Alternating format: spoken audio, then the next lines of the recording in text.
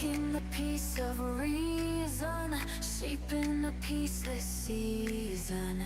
Reason to keep believing, waking the beast who's sleeping. Let go this destiny, you're caught in a trance. Ever marking time inside a dream, no sight of advance. You see, the mortal core we serve is hot like a spring. Step back, two step, 1, 2, 3.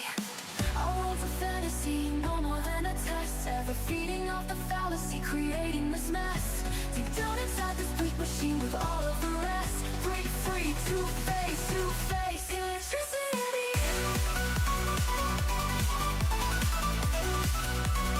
Time turning up the volume, time turning on as always. No time enough tomorrow for turning back to where we began. 22 sectors tested, fragments in one direction. Celestial noise detected, delirium unsuspected. 32 sectors tested, fragments in one direction. Celestial noise detected, delirium unsuspected.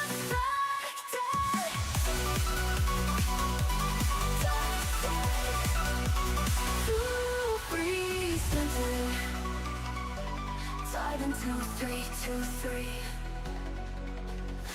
Arrested destiny, alone in a trance. No escaping from this waking dream, no hope of advance. You see, the mortal core we serve is not but a spring. Unwind, too slow, too quick, too much to believe. Your world's a fantasy, you failed the test. Ever forging on new fallacies, creating more mess. Directly through this great machine with all of the rest. DC, dying, electricity.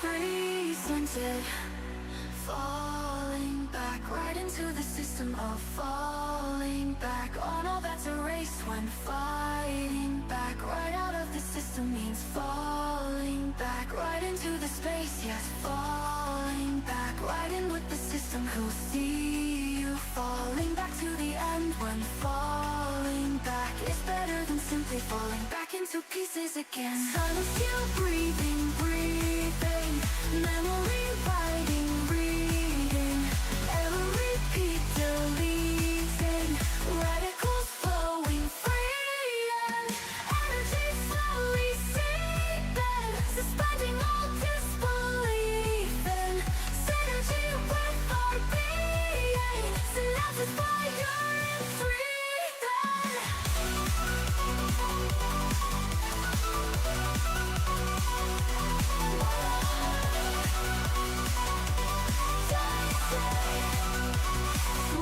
Sectors tested, fragments in one direction. Celestial noise detected, delirium unsuspected.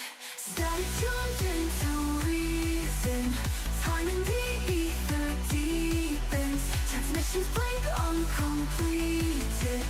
7, 2, 3, 2, 3.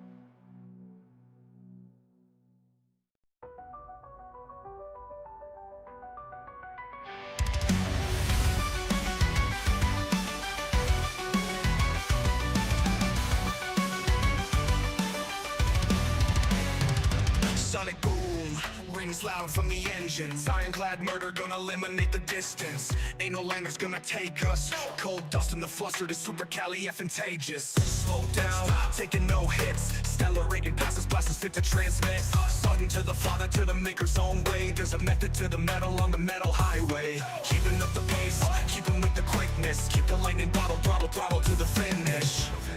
Got nothing to prove, and pushing all your buttons with a button pushing blue hand. Blue blazes, blue faces, blue blood, blue truth. Gonna see you black and blue. Keeping up the moving with the quickness. Keep the lightning bottle, throttle to the finish. 30,000 goblins gonna solve the goblins' problems, cause the problems of the goblins going right until they solve them. Yeah, the 30,000 goblins gonna solve the goblins' problems with the stone smashing, bashing, whacking, cracking, smacking, kind of chaos. C to the L to the E, X, enter. Goblins gonna rise up, boom like thunder.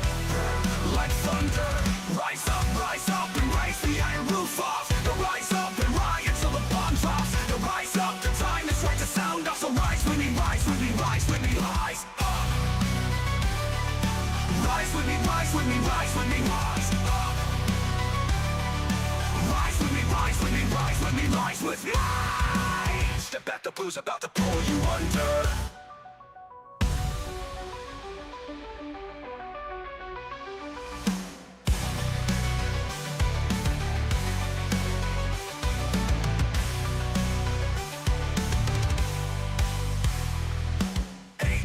To the E, X, enter. Goblins gonna rise up, boom like thunder. A to the L to the E, X, enter. Goblins gonna rise up, boom like thunder.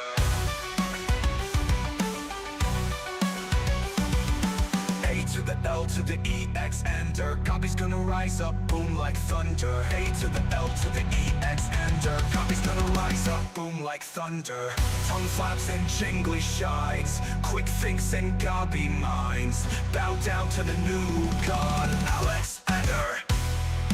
Rise up and raise the iron roof off. Now rise up and riot till the bomb drops. Now rise up, the time is right to sound off. So rise with me, rise with me, rise with me, rise up.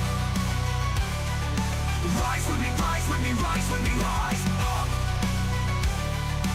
Rise with me, rise with me, rise with me, rise with me. With me, rise with me.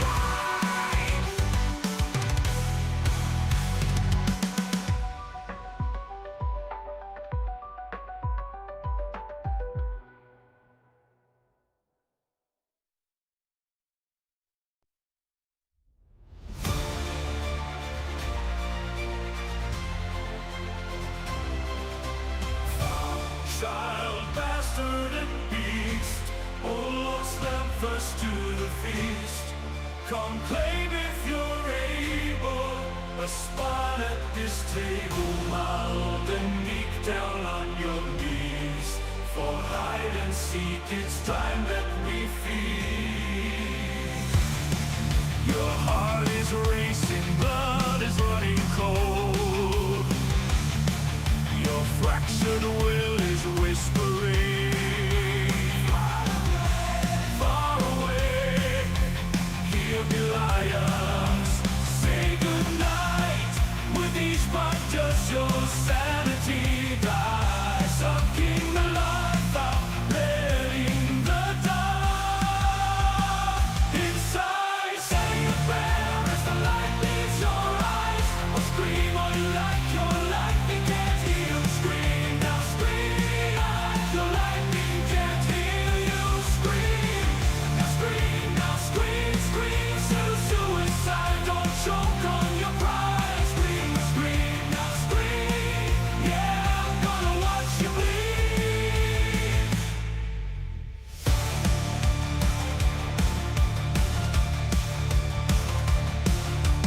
Lance and free.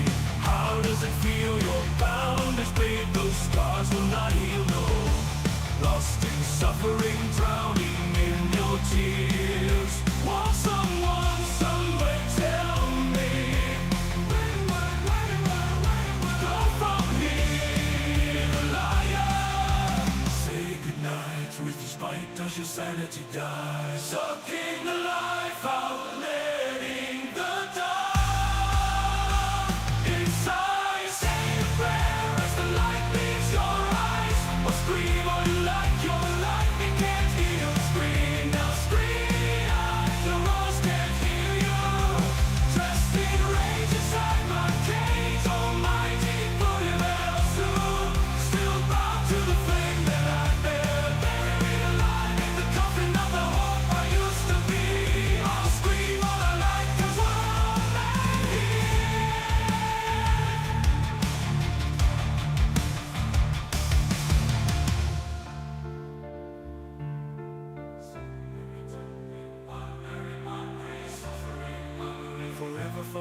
into my mind. Deeper, the shadow of hope I left far behind. Just a stranger, we are strange inside. You can run, but there's nowhere to hide. So scream all you like, no one can hear us. Follow me, come follow me to my deep wooded Elsewhere. Still bound to the flame that I've been. No release, fuck this empty waking wonderland. Scream if you like, 'cause we're all mad here. Scream all you like, 'cause we're all mad here.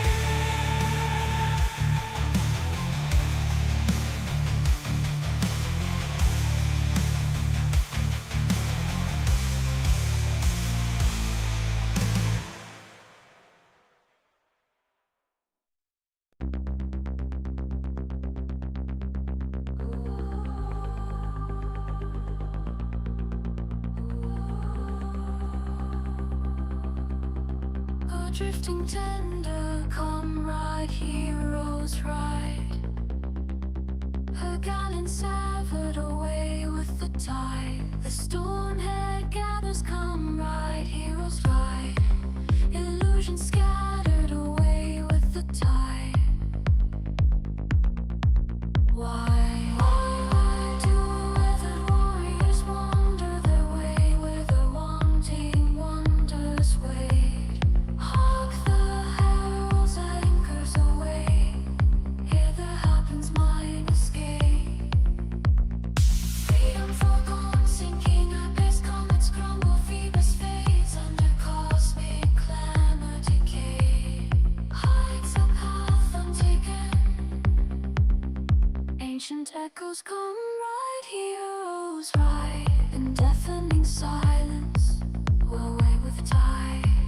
A wave of hazard come right, heroes ride. All in and windward away with the tide. Stellar stories, star orchestra, slipping sidewise. See their snakes twixt the leaves, you'll find Anonymoose. Missing thoughts and crossing fades. Freedom surging, shifting ahead. Comets dancing in her way to the cosmic clarions accord along the path not taken. Try to the dead tread on the road that is borrowed design. Through the sun of the suns do they seek tomorrow? Tonight, witness them as the end shall begin. What was final delight, floating back, further back, hither back to burn, to primal.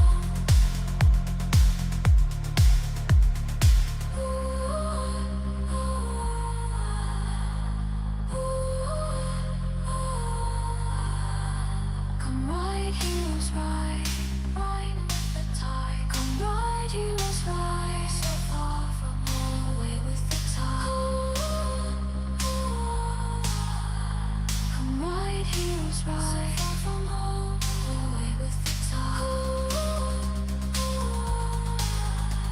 Come ride, heroes ride, to my final escape.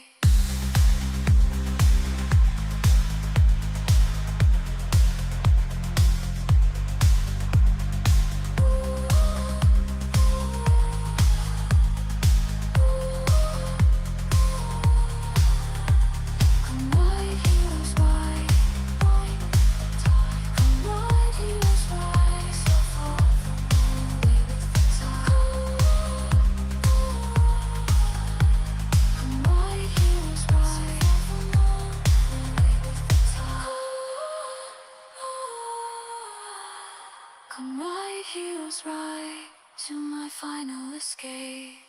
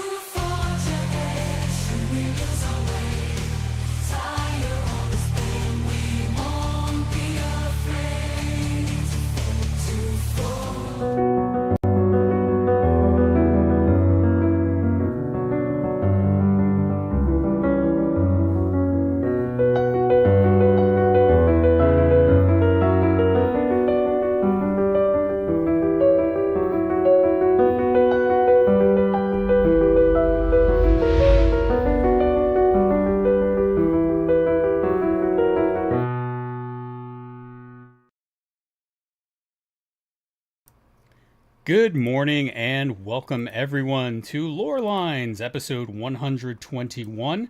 Today we are joined by Anonymoose. How are you, Moose? Hello. I'm doing pretty good. How are you doing? Doing great. So I want to say thank you for joining us today. And I want to see what everybody's been up to this week. I've actually been out of town, so it's kind of a catch up weekend for me. But how has everyone been? Bad? Bad? Whoever wants to go first. I said not bad. Oh, okay. Not. The not didn't come through. No, it's not. Now it's just like bad. Meowth is just terrible always. No, my life is not interesting enough to have good or bad days. It just is. You are just always in the glass is half full attitude, aren't you? Maybe. I mean, I think it's the most. It's the wisest attitude to take in life. Maybe, but this is getting too deep. So go on. Mouth is like someone else talk. Yeah, Jesus, take the wheel. Well, I make no claims in that respect, but I did do something interesting this week. I've recently picked up a fairly inexpensive faceting machine. This is for like gems and such. Oh, and that's I'm cool. working on my first piece of the last week or so here. Nice. Yeah, I bought like a shiny bed. rocks. Nice. I bought a bed. You This get week. old, that's exciting. That's about it. Look, a new bed can change your life. Well, because I'm That's gonna be true. moving soon, so I mean, I'll Oh. be moving into my own apartment, so I have to start looking at all kinds of different Oh, joy. utensils and furniture and all that. But I got a really nice bed. Nice. What about you, Moose? What have you been up to? Oh God, I don't know. Everything's been crazy for like a year. Work changes, life changes, marital status changes. I think there's going to be like housing changes soon. Oh. But I declared that mid-September to Halloween was going to be like including a lot of stuff I actually enjoy. So there's like a rigidly timed calendar. Like today's a Ren Fair later. Oh, nice. Exciting. Nice. Yeah, so it's good that you guys like record earlier in the day because now I don't have to like cancel Ren Fair. I love it. That's Well, important. I do appreciate you being here. I know life is busy. I hope the marital changes and moving are positive ones. Oh yes, and thank you so much for the invite. Always an honor. Awesome. Well, we're happy to The have you. honor is ours. And we want to talk a little bit Exactly. about, you may have been aware there was an expansion that came out back in July for Final Fantasy XIV. Oh, yeah, I think I remember that. Yeah. So it had some mixed reception, but I kind of want to start off by getting your big scale take. You know, what's your overall thoughts on it, and then let's dive into some of the nitty gritty. Sure. Let's see. I think the way that I've been describing it a lot until now is probably the best place to start. Which is that I actually enjoyed all of the content, like when I was playing it. So from start to finish, the whole time I was sitting in front of the screen, I was enjoying what I was doing. I was liking what I saw. I was engaged. Like I wanted to explore the zones. I really enjoyed the culture. I really liked the artwork. It was only when I got to the end that I started looking back and thinking like it felt very awkwardly paced and compartmentalized, especially the front half. Like it felt like I was given a box and then I opened it, ruffled through it, and I packed it back up and I moved on to the next episode. And not a lot carried on from episode to episode. Like Bakul Jaja just kind of showed up like Team Rocket once an episode, and then during the one where he had his Vegeta turn, everyone kind of sets everything aside, and is no running consequences whatsoever. And I was like, well, that's kind of weird. He freed a mythical, monster beast. It's fine. And I decided that I'm not really gonna stick very loyally to any of my perceptions of the big picture until we get to our 7.3 moment.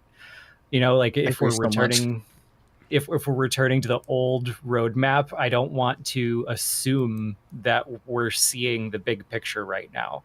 Like right now, it feels like there's a big picture that was a little slower than it could have been in some parts and a lot faster than it could have been in other parts. But I'm going to wait until point 3 before I have any really solid opinions about that. So yeah, TLDR, I really enjoyed the content, but the player process of exploring it was a little weird. Totally fair. Totally fair. Team, thoughts? Who wants to start? You do. I do? Okay. I do agree, but I'm convinced myself that Dawntrail is going to make much more sense come the patches because of the storytelling method they choose to go for, which is not one most of the player base is used to, because it's meta narrative. It's not it's not about what the game is verbally telling you, but more about what you have to piece together through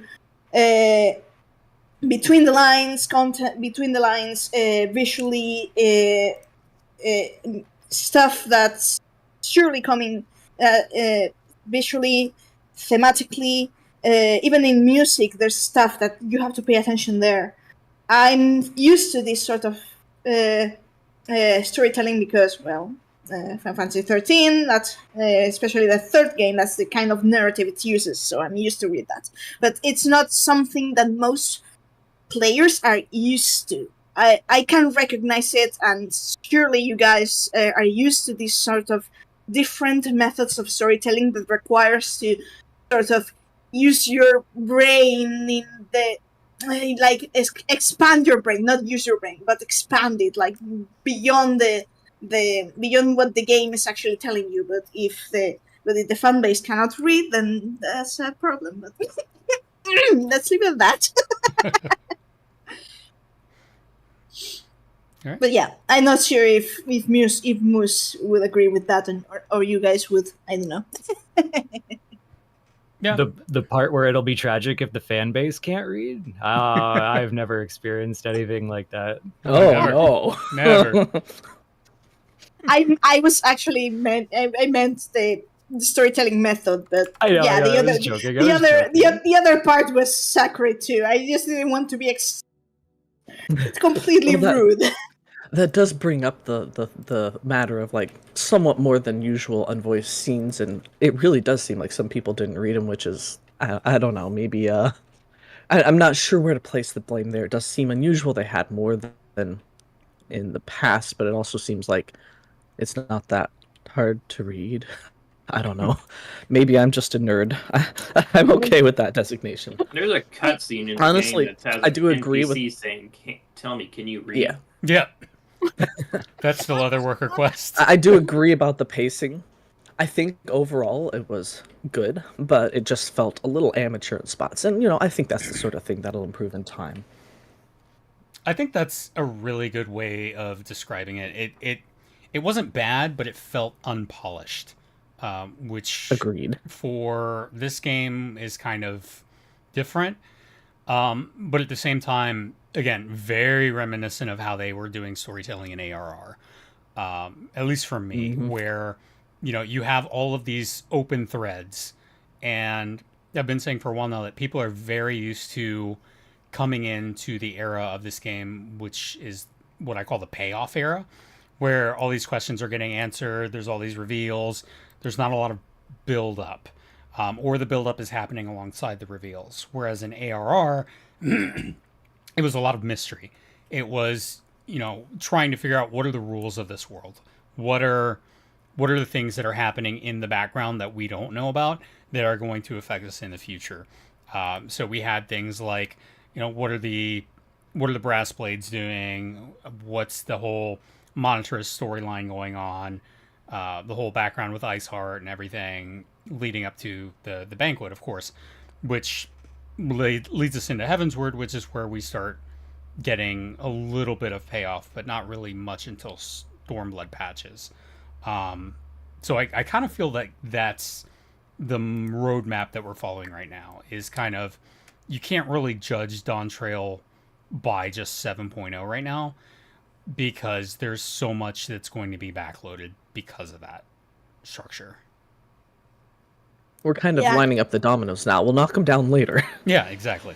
Yeah, and there's also the fact that I think they also were stuck in a complicated place, the writing team, because they surely, because of how the second part of Dawntrail is structured, I think they wanted to go for the big damn part of the story, which is the one that actually feels like a sequel to Endwalker, or well, rather the entire first arc series.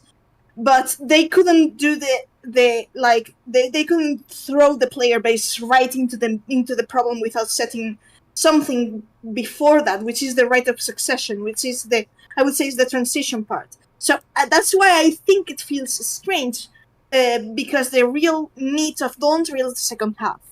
But it was maybe a complicated transition there. But yeah, I think the big story they want to tell is from the second part onwards. That's Maybe. actually, yeah, that's part of where I got like a little confused about their intentions, I think, because like I was expecting, based on the comments at like FanFest and stuff, that we were regrounding the story and doing like, I didn't think we would stick to the summer vacation. I thought it was going to get dark, but I thought the story kind of wanted to reground itself. And that's where I started to feel like Dawntrail didn't entirely know what it wanted to be, because it starts by regrounding itself in that ARR exploration story.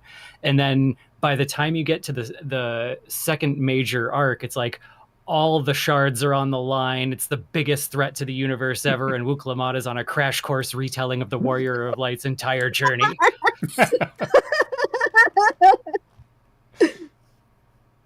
Very true. I mean, threat to the universe. This is something that's actually I understand. I understand now what Yoshi P said. I think it was Yoshi P in one of the interviews, that the next threat wouldn't have to necessarily be a threat to the universe, but lesser in scale.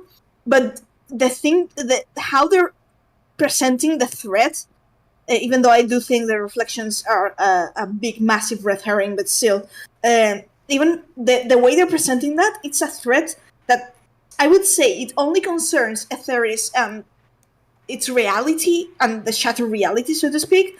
But that doesn't mean it's less severe or serious than the whole previous arc, you know?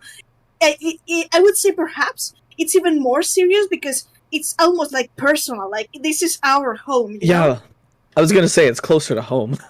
Yeah, Right. I think that's even in like the word choice that my subconscious went with there, like threat to the universe, because like there's a threat to the cosmological universe up until now, like the Endsinger cosmological universe, but this is more like an assault on our player universe, like everything we understand, everything we consider home. Like at least the Endsinger was kind of impersonal. Sphene was deliberately attacking the one thing we just I don't want to say wasted, but expended all of this energy, invested all of this energy in saving. And we just came off of a story thinking like, well, you know, that was tragic and awful, and there was a lot of hardship along the way, but at least the remaining shards and the people in them are going to be okay. And the first thing you learn is that one of them is actually in terrible shape that you thought was okay, and the person who is coming from there is going to destroy all the others to keep that going. And I'm so happy because it was like, what was it, 2.5 years ago? I was like, I want a storyline about shards invading other shards.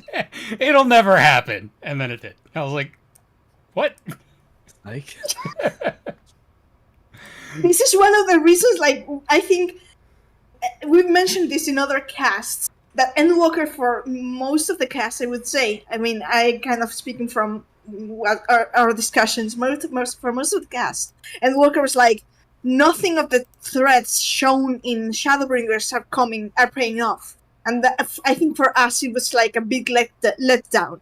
But then in Dawntrail, they're coming back. And it makes me think that actually the real connection between expansions is not so much Shadowbringers to Endwalker, but Shadowbringers to Dawntrail, with all the references to Shadowbringers.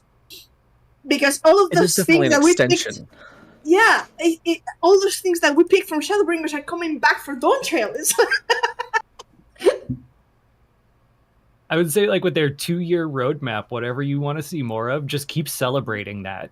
Like, if you look back on, what was it, 3.4, 3.5, they didn't really intend to use the Warriors of Darkness for anything else at the time, but they got like such a positive reaction, and the shards got so much interest that I think it really motivated them to bring that back for Shadowbringers. So I feel like if we find something in the story that we like, and we just keep freaking talking about it, the day they have a meeting like, hey, what should we use for this next arc, they'll go, hey, you know what's popular right now. Oh, about you those know what they should do? I mean, what? And I know you're on the same page as us with this, but they keep dropping Auracite in the story. I mean, Yeah, when's that going to pay off? I am so paranoid for a really stupid reason. No, I don't think you are. I don't think No, you're paranoid. I'm not sure Well, paranoia is the maybe term. maybe we're all on the same page in terms of paranoia, but I don't know what's causing y'all to be paranoid. The entire reason I'm paranoid, we're just to make sure I don't go in the immediate wrong direction. We are talking about Ultima here. Oh yeah, Yes. absolutely. Okay. Oh yeah. I just wanted to make sure I wasn't going to be like, yeah, because here's why I'm thinking about Ultima, and everyone else is like, that's not what we're talking about at all. No. We are on the same page. Yeah. Absolutely. The reason I was written a book about it. The only reason I'm paranoid about it is because when we left Pandemonium, one of the NPCs turned into one of those like sub-menu NPCs where you can check in with them with the like updates, except there's like nothing in the menu and no updates. And I'm like, what? And the one thing you can talk to them about, they're like, so we've been looking into history, and it turns out that Ultima and Athena may have been more involved in history than we thought. Yeah. And I'm just reading that going like, what the hell are you foreshadowing? Mm-hmm. I hadn't found that. That's interesting. Yeah. Yep, it happens. It's in the raid series. Yeah. I need to go back and talk to him. Yep. And then doesn't. The dialogue option of have you run into the High Seraph Ultima by chance? Yeah. Well, you know. What a non sequitur. I mean, there's just so much, and then by putting it in the Unsundered world, it guarantees that it's still relevant in the game. Because either Ultima is unsundered and still sealed somewhere, or Ultima is sundered and there's 4 more Ultimas out there at least. One of the jokes I've been making lately is that until Endwalker, Yoshida was like, no, this is a very like tidy universe. It's a very isolated universe. We're not going to get too crazy with it. Like it's our own coherent thing. And then as soon as we had to wrap up the Hydaelyn and Zodiark arc, and Yoshida started admitting more and more that he was very anxious that people were going to think like there wasn't a lot of game left to explore, he just suddenly threw all that to the wind and was like, no, whatever expands the game world, like that's in now. Like interplanetary travel, intershard travel, branching timeline, multiverse. It's all here now, baby. Oh my god. You So, can- yeah. You can read it in a meta way because, well, I don't really want to go into my personal speculation right now, but you can read it in a meta way, as in being very caged in the first arc, and then suddenly the whole thing about the major crystals disappear, and suddenly there's like options, and it's like you can read that interestingly in a meta way. I'm thinking of it like a nest, and we've been sitting on these eggs for a while, and they're ready to hatch now. I mean, I will say at least there's precedent for a lot of it, but some of it's just kind of wacky. But what? Go ahead. I appreciate reading it in that kind of meta way, because like if you follow the stuff that devs say in your brain, you know that part of it is like they just don't want people to think anything after now is bonus content. They don't want people to think like the main story's over and the rest is just extras. But if we read it like Meowth was saying, like in that meta way, we can actually choose to see it as once the crystals are gone, no, that's not the end. Now that the training wheels are off. Mm-hmm. And I like I So as I've done, I as a content creator, I've done my works in script and script creation and screen scenario writing for video games. So when you're basically designing a video game, you have to think of the practical natural progression of a video game. Like, for example, the content thing and all that stuff. It's natural. It's going to be part of that. It's like when they integrate themes. It's like something happens and you're like, this decision of this theme is in here because ultimately this is a MMORPG, so they have to keep the content as alive as they can. So it's like the whole thing about I know Ayumi wouldn't agree with this, but the thing about exploring what ifs or different timelines or fractals or whatever, it's almost inevitable in MMORPG. I know. It's almost inevitable because eventually you're going to run out of room of your planet to go. So it's kind of like a given. So when we're playing these sort of games, we have to kind of, okay, it's going to eventually happen.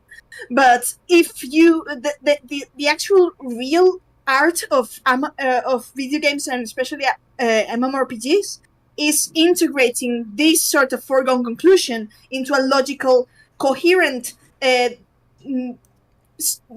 part of the storyline. That's the real art, the way I see it, if it makes sense. Mm-hmm. I would agree, actually. Like. And that's like, I would agree that it's a foregone conclusion. Like the longer, actually, I like the way you say it. Kind of the longer a running story goes on, the closer to 100% you get to being sure that like time travel and alternate universes are coming.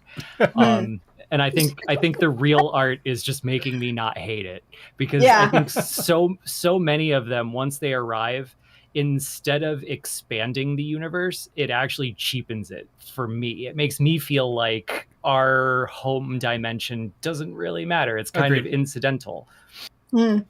Yep. It's the disadvantage of a large universe is it can make you feel kind of small.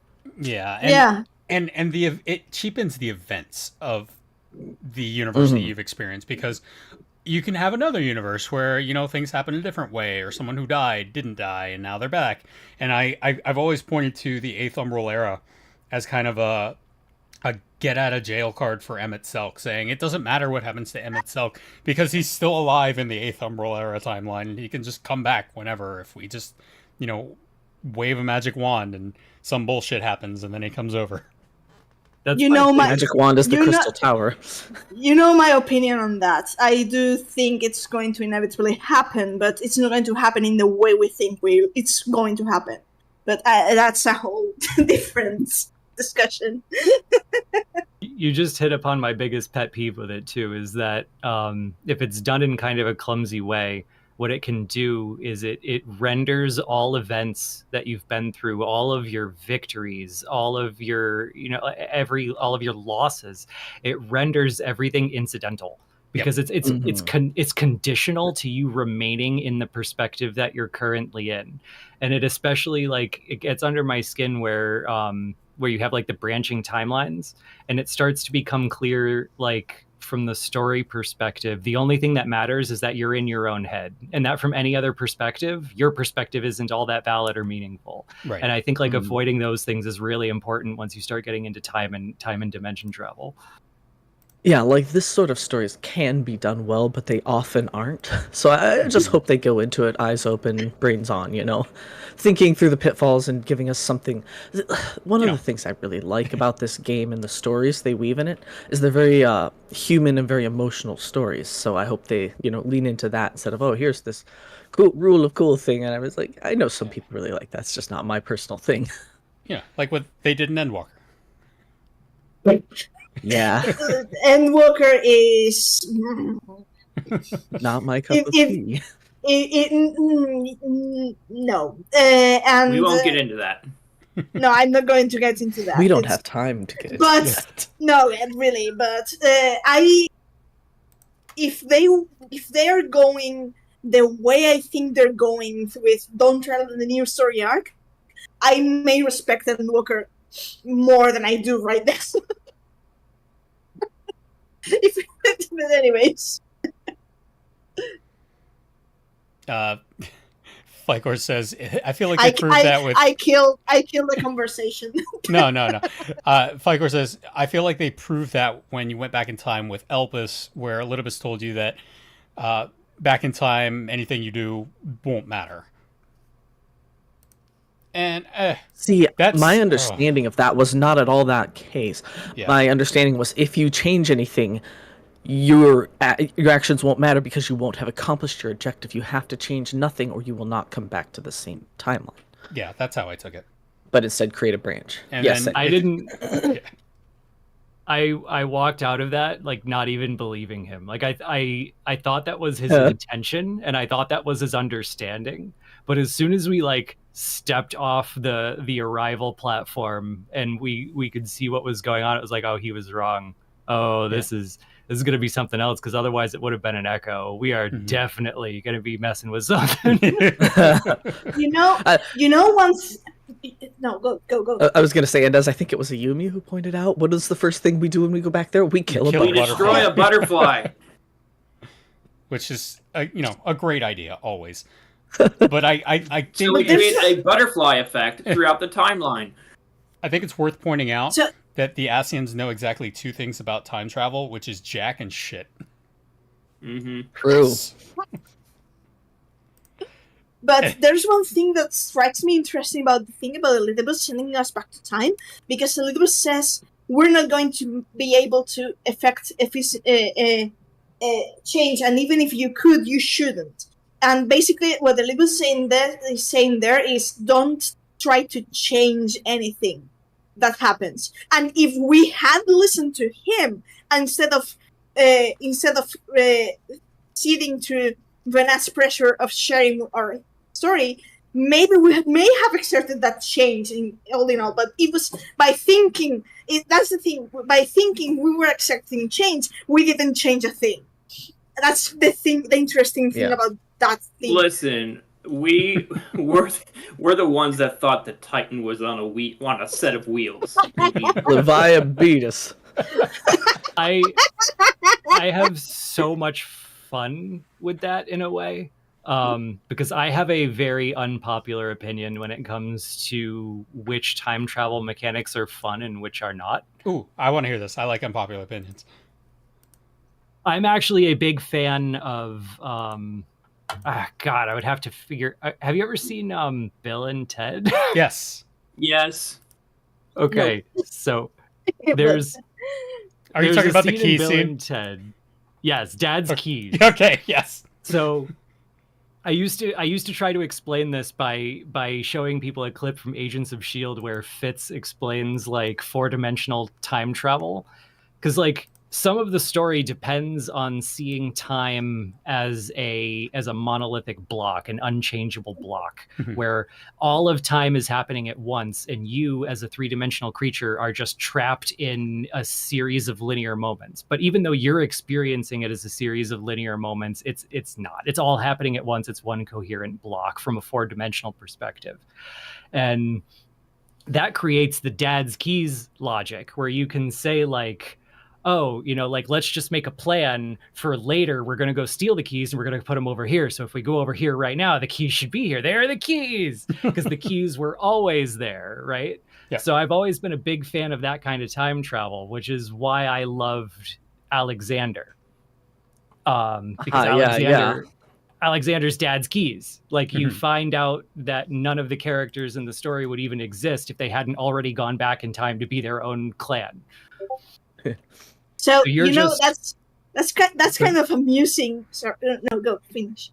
No, go ahead. Like, this is a good time for an interlude, I think. No, because that thing, I'm quite intrigued now, because the concept of the 4-dimensional time is actually how it happens in Final Fantasy 13-2 with Valhalla. The dimension of Valhalla works like that. It's everything. I was thinking of 8 time compression. I never really thought about it. I had so much fun with 13-2 that I never made the dad's keys connection, but you're right. Like, you might be able to latch on to what I'm talking about now, because I usually lose people in here. They usually hate my perspective after this. What happens is it really is like 13-2. Wow. What you're doing is you're changing the 4-dimensional block, and as you change the 4-dimensional block, it changes everything before and afterwards. But it from inside of the perspective, it's always been that way. It will always be that way, because once you change the 4-dimensional block, you've changed everything. Yep. So from inside of the block, as a 3D creature, you have the illusion that it's always been this way and will always be this way, because the way that it used to be no longer exists from a 4-dimensional perspective. It never existed. Right. And that is interesting. So when you have a story where you're creating a bootstrap paradox, it all ties up very clean, because anything that was is gone, and anything that is always was from your perspective. And that's, I was really driven insane by Shadowbringers, because it was like, nah, there's a split timeline now, don't worry about it. And I was like, wait, what? And I was like, shouldn't Graha have disappeared when we changed the 4-dimensional construct? Yeah. And then Graha is like, hey, shouldn't I have disappeared? Ah, well, don't worry about it. And I was like, no, I have to worry about it. And I then agree. Endwalker, and the thing is like, I was so frustrated by that, and everyone was like, no, Shadowbringers is much better. Alexander was annoying, please stop. And then Endwalker comes along, and it locks you inside of an even larger Dad's Keys bootstrap paradox, and I'm like, thank you, everything's fixed. And everyone's like, you ruined it. See, I agree to an extent, because yes, I agree with you absolutely. I just call it different types of time travel. Type 1 is the block, where there's one timeline. If it changes, everything changes. That history never existed, because that history generated a future that no longer occurred. The only way that works is with the time traveler's exclusion paradox, where the person time traveling either is completely unaware that the changes happened, meaning that there's no time travel, nothing happened, or that they're aware of the changes of the timeline, in which case there's kind of a paradox there. Type 2 is kind of like the mutable timeline, where there's only one timeline, but it can change. What I thought of when we went to Elpis wasn't that it was nice and clean. Because of Shadowbringers, I took it as, okay, we went back and we were responsible for creating our own timeline. That's how I read it. Because go ahead. Yeah, we still have this problem of Alexander fragmented the timeline. And they even say during the raid that it created infinite possible futures, but in order for infinite possible futures, you need infinite possible pasts. So by summoning Alexander, everything in the timeline got screwed. And I feel like that's, everyone kind of forgets that, where Alexander reality strained to accommodate, or whatever the phrasing was, strained to accommodate infinite realities, or infinite possible futures rather. Does Alexander succeeding in locking himself in a time loop reclose that fractal of infinite futures once he's locked into that time loop? No, because he still exists. Well, that's why I hated the tycoon in Shadowbringers, because like, if all time is happening at once, then the tycoon will always exist, and anything that is able to access that moment in time has access to the tycoon. Yep. Yes, no, really. My conclusion, especially if you take the Alexander raids as a meta narrative arc, that's likely going to come to play in a larger scale in Dawntrail, because, well, it's Alexander, you find the fucking cat in solution 9, which is like, no, it's like, and even the Shanoa Schrodinger, in one of the side quests, it's there, and it's like, I freaked out at that cat. It's like, okay, we're heading into time content, all right. And I'm kind of imagining this happening, like the whole thing Alexander envisioned, the infinite branches, you could say, almost say, in a way, reflections of reality. So many that that reality just cannot accommodate them. And my logical conclusion, coming from the 13 trilogy, which right now we are stepping into Fabula Nova Crystallis content in 14, the only way to solve that situation was to basically destroy the time, all time, and start anew with a new world. So chances are not looking good. I feel like you've accidentally Go ahead. Oh, go ahead. I feel like No, I'm going to take a different tangent. I feel like you've accidentally succeeded in an unknown goal. You've convinced me that I really want to play the 13 trilogy again. You should hear our discussions. Yeah. Da, da, da, da, da, da, da, da. So I played through it recently-ish, and I will say it's incredibly relevant. We've had elements of 1. Shadowbringers is just Lightning Returns, and now we're seeing a lot of 13-2 pop up in 14. I was gonna say, did Moose catch the Zoralja arena thing? Oh, I don't know. Did you? It sounds like no. Oh, if you look up during the second phase of the Zoralja fight, the Historia When he's Crux twinning is in the background. platforms. Yeah. Yeah. The Historia Crux is in the background. Oh, that's interesting. Yeah. So I It's lost my not- We mind. may have freaked out a little I'm- about it. I'm going to use this moment to my time has come. It's not just the Historia Crux. It's also the fact that the moment I stepped into Heritage Found, Yasuani, and Beneath the Dome, and I think was two main quests into Yasuani, and they were talking about how beneath the dome everything had changed, the weather of the weather, the landscape, and I was immediately thinking this is the paradox effect in 13.2. It works exactly the same, like the same. That it was like which is why I'm kind of convinced that in some degree. Solution 9, Neverkeep, and all that. This is 2 timelines colliding in some way. I don't know exactly the details, but I was like, this is the paradox effect. It works the same way. Then, of course, Solution 9 being very much inspired by academia in 13.2.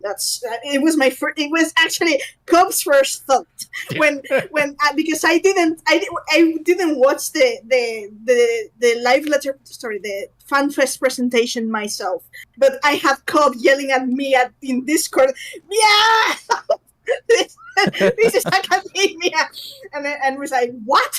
And yes, so there's that. I was yelling at Meow for a different reason, because when Otis was describing the Endless, I was like, wait, isn't this the Gestalt project from Nier? Yes.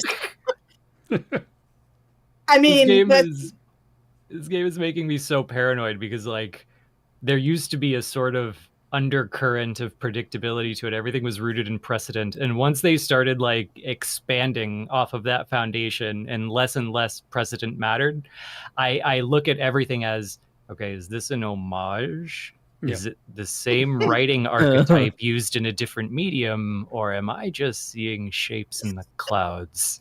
And Walker ruined everything. So there's more things, like the whole thing about people being forgotten when they die. This is taken straight from Final Fantasy Type 0, which is 13 universe. The gate at the depth of the Skydeep Cenote is actually modeled after Etros Gate in 13.2. The Queen Eternal. It's actually based on one of the Bahamut ads from the final boss of 13.2, the Amber Bahamut, which in Japanese is called Bahamut Ratio, which is a Reason Bahamut. It's inspired by Lindsay. So, there's a lot of things there. So there's a lot of things that, of course, if you're not familiar with 13, you're going to miss. But right. with me, they can't play that game with me. But yeah, let's get back on topic. Otherwise, we'd go for an entire episode on 13. No, I was just cementing Moose's statement of having to play 13 again. Where were we? We got derailed by time travel, which is Yumi's favorite topic. Right. I was actually, so the way you explained it, Moose, got me little turning over in my head a bit. And I'm thinking now that what happened in Shadowbringers and the lead up to it was that we essentially we were picked up out of one time block and dropped into another. And it's interesting because like with that as a monolith as you described it, that's essentially, if it's been changed, it's always been that way. It gets into the ideas of cognition that we've been talking about recently, and like what the player character knows. And it's like, no, this is just reality. It's always been this. And then it's interesting in a genre sense, because when you're watching a movie, you're just observing this happen. But as a player, we're like, wait, it was different before, but our character wouldn't necessarily know that. So they could do some interesting things. I don't know. We'll see how it goes, I guess. Yeah, they really could. Like this again, I have very unpopular takes on time travel. I encourage everyone who hates it to disagree with me. But like the way I look at Endwalker in retrospect is that if we had changed anything that made any meaningful practical difference on the future that we came from would no longer exist in a 4D perspective. Yep. And therefore game over. Your Warrior of Light does not exist. Roll credits, it's over. Yep. So the very fact that our character is going to continue being the character ensures that whatever we go back to, it's what we came from. It has to be a bootstrap, unless, as you say, we're straight up abandoning one timeline to live in a preferable alternate timeline and pretend that we changed anything at all, which I think is just so deeply unsatisfying that they wouldn't do it. No, but it brings to the table, to me, one of the things that annoyed me, in the sense of not knowing not knowing where Dawntrail was going to come. It deeply annoyed me, coming from Shadowbringers to Endwalker, and Endwalker being basically a story about being unable to escape fate, especially for the Warrior of Light and Emmett-Selch, because they basically got turned, especially poor Hades, into tools to be used at the right moment. The pride of their own agency. I really despise the chains of fate. We killed them. I really hate that concept as used, and it really annoyed me. But if we're going into a story that it's about the new age of Final Fantasy, like the Square Enix era, the Square Enix era is filled to the brim about mankind reclaiming the reins of fate and opposing the will of the yoke of this fate imposed by the gods. Like 13 is about that. So 12 too, to a degree. Yeah, 12 is, and 16 as well. Whatever the consequences. Well, because 16 is actually 13, but let's. But if we go into this new arc as in defiance of this concept of it was all fated and to happen, and the new arc is about why do I have to accept that it's fated to happen. And that's the thing that's actually interesting me right now, so like a lot. And coming from Shadowbringers, which is like all the reference to Shadowbringers in Dawntrail, when in Shadowbringers was basically the biggest perception flip in the previous arc. It's so exciting for me. I don't know if it's the same for you guys. I just realized that Jurassic Park has ruined me. Oh no. This may sound unrelated, but I swear to God it's not. I just realized that I have like an underlying epistemology in my head, like a worldview that is very informed by Ian Malcolm. I knew it. And chaos theory when it comes to fate, which is that I just have this assumption that if you were capable of knowing everything that has ever happened, you would be able to predict everything that ever will. But because you don't have access to all of the variables that you would need to understand in order to make those predictions, you can't see fate. So, like, it becomes a philosophical question of, is everything deterministic because those variables exist? Or is free will always in play because you will never understand those variables and your personal experience counts for more than that reality? And that's where I think, like, it just makes me stop thinking about fate and agency in fiction a lot of the time. It's funny you say that. I have very similar views, so I'm like shaking your hand vigorously. But yeah, like something as minor, again, going back to the butterfly effect, some minor thing can cause huge rippling change. You can't possibly predict everything. Deterministic or not, doesn't really matter. I like that, though. I think it's something quite important in regards to, say, well, I would say perhaps Azem as the character, like, usually described as this reckless individual, and maybe it's basically, you could say Azem is like this point of unpredictability, like you couldn't perhaps anticipate what they're going to do next. And in the dupla, basically, in the dupla, like Emmett-Selch would be like the reason, the logic, and the expectation, and they could actually use that use those themes very interestingly in the sense of, you know, the heads of resolve and reason, and how they could subvert expectations in a sense. Because I don't know, maybe I'm rambling here, but if Azem is unpredictability, then maybe an external force would assume that they're going to be unpredictable and act in accord, and then the reason that could be then using reason against this expectation is actually the unpredictability. I don't know. Maybe I'm just feeling things, but I see themes and I mention themes. You actually put a thought in my head, which I don't know what to do with now. But I just imagine Azem in the ancient world, and an ancient equivalent of like J. Jonah Jameson is just screaming about the menace of Azem. Oh my god. That's all. I'm sorry. I put you in that place. We went on a super big rant about time travel. What and were we talking about? And you're not happy about that. No, I'm not. Can we talk about Dawntrail again? So we got to solution 9, and Mouth started talking about time, and then we derailed into time travel. But so I want to get your take, Moose, on the things that Dawntrail added to the lore of the game, to the story, and what your take is on all of that. Okay, is there a specific one in mind? So we can talk about shards, we could talk about, you know, soul and memory stuff, wherever you want to start. I think a lot of it was remixing.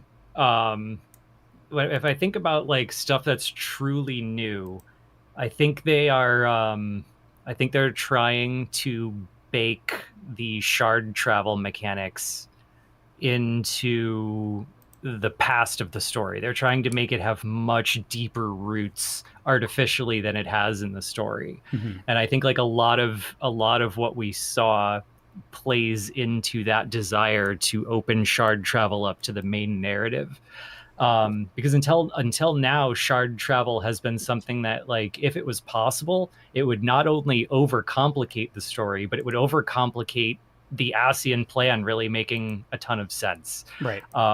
So as soon as the Ascians are off the table, now shard travel's on the table. So they want to immediately bring that into the story, but they don't want it to be that obvious that it's just like, hey, we can use it now. So I feel like a lot of the stuff we saw was them trying to work a artificial background in for the things that would make shard travel possible and interesting, especially with the Malala and the Azem key. on that topic, Oh my god, we've just replaced the acids. I'm sitting here like my brain exploding. yeah. On the topic No of, more time of the For artifacts. shard travel, we're gonna do it now. So we know there's 14 artifacts. Do you think that the artifacts are unsundered or sundered? Which artifacts? So we have the key. Do you think it's a sundered artifact or do you think it's unsundered? Basically, there was that short story that had like, oh, this is the 14th in the series of travel concepts. I believe that's what we're talking about, right? Cope? Yes, correct. Yeah. Okay. So I have no idea. That is one of the things that I investigated and then I abandoned making any assumptions about. The short story describes the crystal in different ways in different languages. And it is like a pale blue crystal that eases the burden of the traveler. Like it makes travel easier, and that's all we're told about it, is that it's a pale blue little crystal that makes travel easier. Mm-hmm. And I have no idea whether to connect that to what we're seeing. Yeah, because it's not a blue crystal. I would personally say that it's kind of like people are and I can't English today ever. People are latching too much into this crystal series mentioned in that short story. I don't think they're actually that important, so much as is the Orsight in the Grail being clearly related to Asem, and there's nuances here, of course, but I'm not going to go into that. And rather, the possibility of the proprieties of that Orsight being the blueprint for Asem's invocation spell, and that series of concepts being like the result of Asem, possibly maybe Emmett-Selch and Kethodis helping develop the what would later become the invocation we're using. Go. I actually disagree that the Arisight is related to or connected to Asm. I think it's got the astral, like how Arisight in previous games has had like a zodiac component often. I think it's just that, but for the sun. And this is just my opinion. It's probably not a popular one, but I hesitate to say it's connected to Asm specifically for that reason. I said it's something to do with Asm, but not that Asm created it or something else. I think I think Asm used it for some purpose. My immediate belief is, as of now, I would say it has a bigger purpose, and you guys know what I think is the bigger purpose. But in the lower and possibly what we're going to be exploring in the patches of Dawntrail, I think is going to work like an oracle drive for Asm. Like, we know Asm has the gift of prophecy, whatever, and that reminds me so much in the 13-2 context that we've seen in Dawntrail. That's basically you.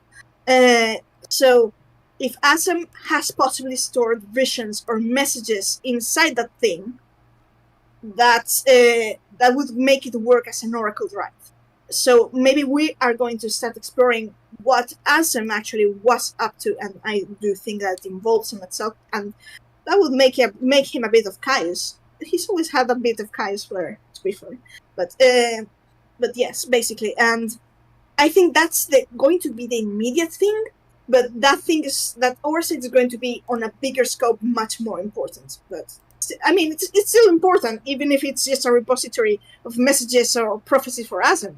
But you know,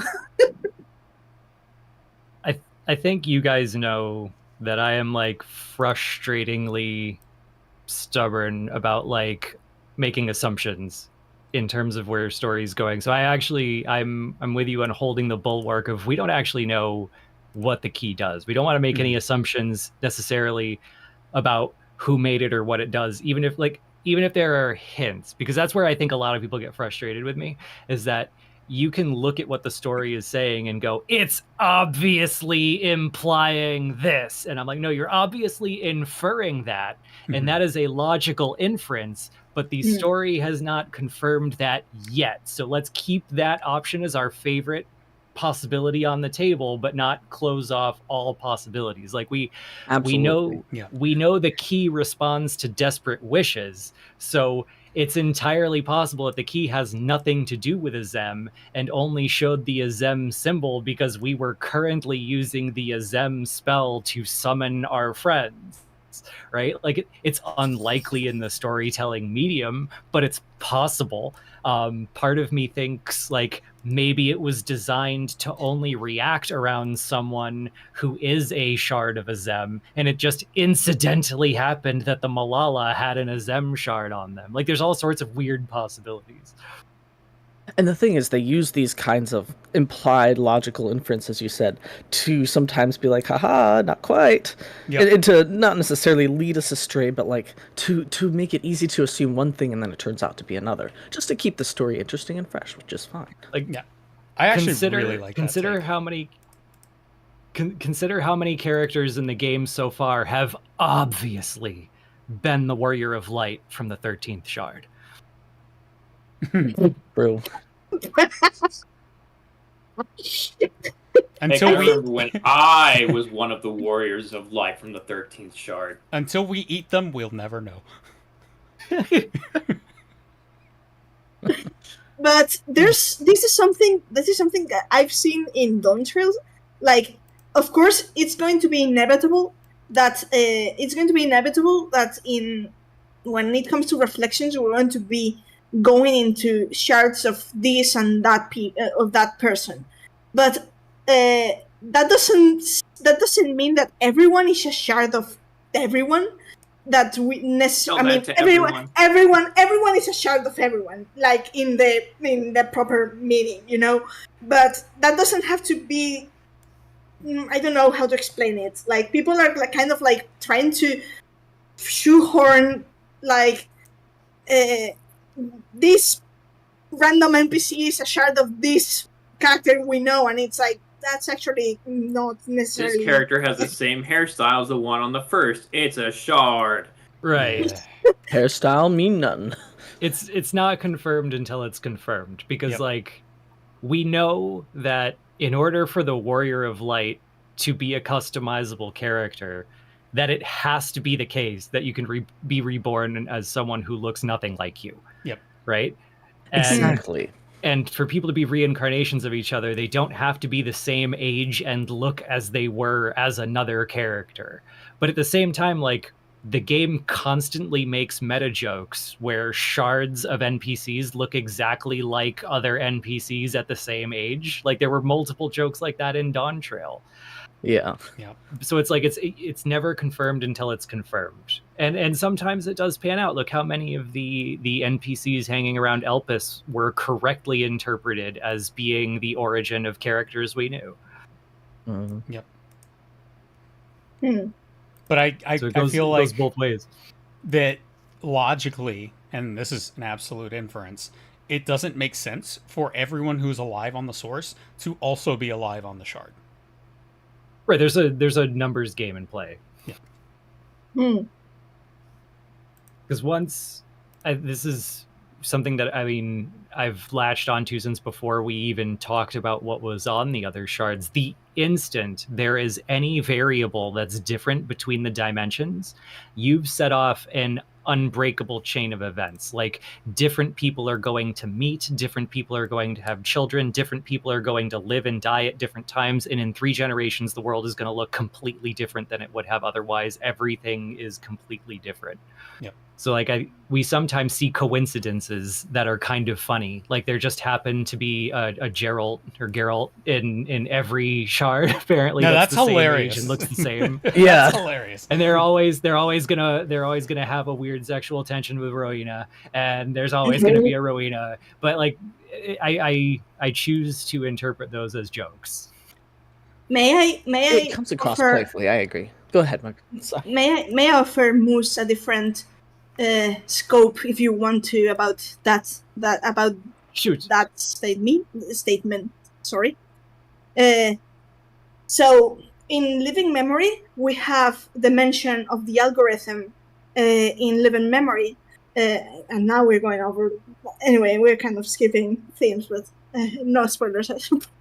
But we got the algorithm basically saying that if we encounter someone we know, it's because the algorithm planned it, right? So, and that's the thing is, what if after the Sundering, because I kind of remember Elizabeth in 5.2 mentioning specifically through death and mocking rebirth, what if the ethereal sea after the Sundering works the same way, and we have been basically repeating after the Sundering, no longer having a choice as to whether we want to relive our past lives or past experiences, but constantly makes it's creating a cycle in which every rebirth we're going to meet in every shard, we meet the same person, the same person we once were, and we can never be free of that wheel, because it's kind of it's to me in Dawntrail, it's kind of you go into Shalani and you meet the trolley cult, and it's fun to see them. and it's great to see them. You see Magnus with his wife, you see the other, Magnus Shard with his wife and others, and you're of course happy to see them. But then you start thinking, I mean, at least to me, you start thinking, but why is it the same here as it is in the source? Is this something that just keeps repeating? Are we trapped in an eternal cycle of events that we cannot escape from? Like, and I'm led to believe maybe the algorithm in living memory is actually something that does happen in outside living memory as well, and that would be we would because usually we have been presented the thing about reincarnating and reliving and reuniting with people from our past lives as a good thing, right? But what if you have led a bad experience in a past life with someone else, and you're also forced to be repeating that cycle of events without being able to fully have the choice of starting anew? Like, I don't know if I make sense. No escape from the cycle. I can make sense of it. My first, like the place that my brain goes immediately is like it kind of runs off in two directions. One, Decoy Tricks is picking up on the chat, and one is really just silly, but it has been very reliable for me in the past. I'll start with the silly one that has been very reliable. My first question is always, would Yoshida do that?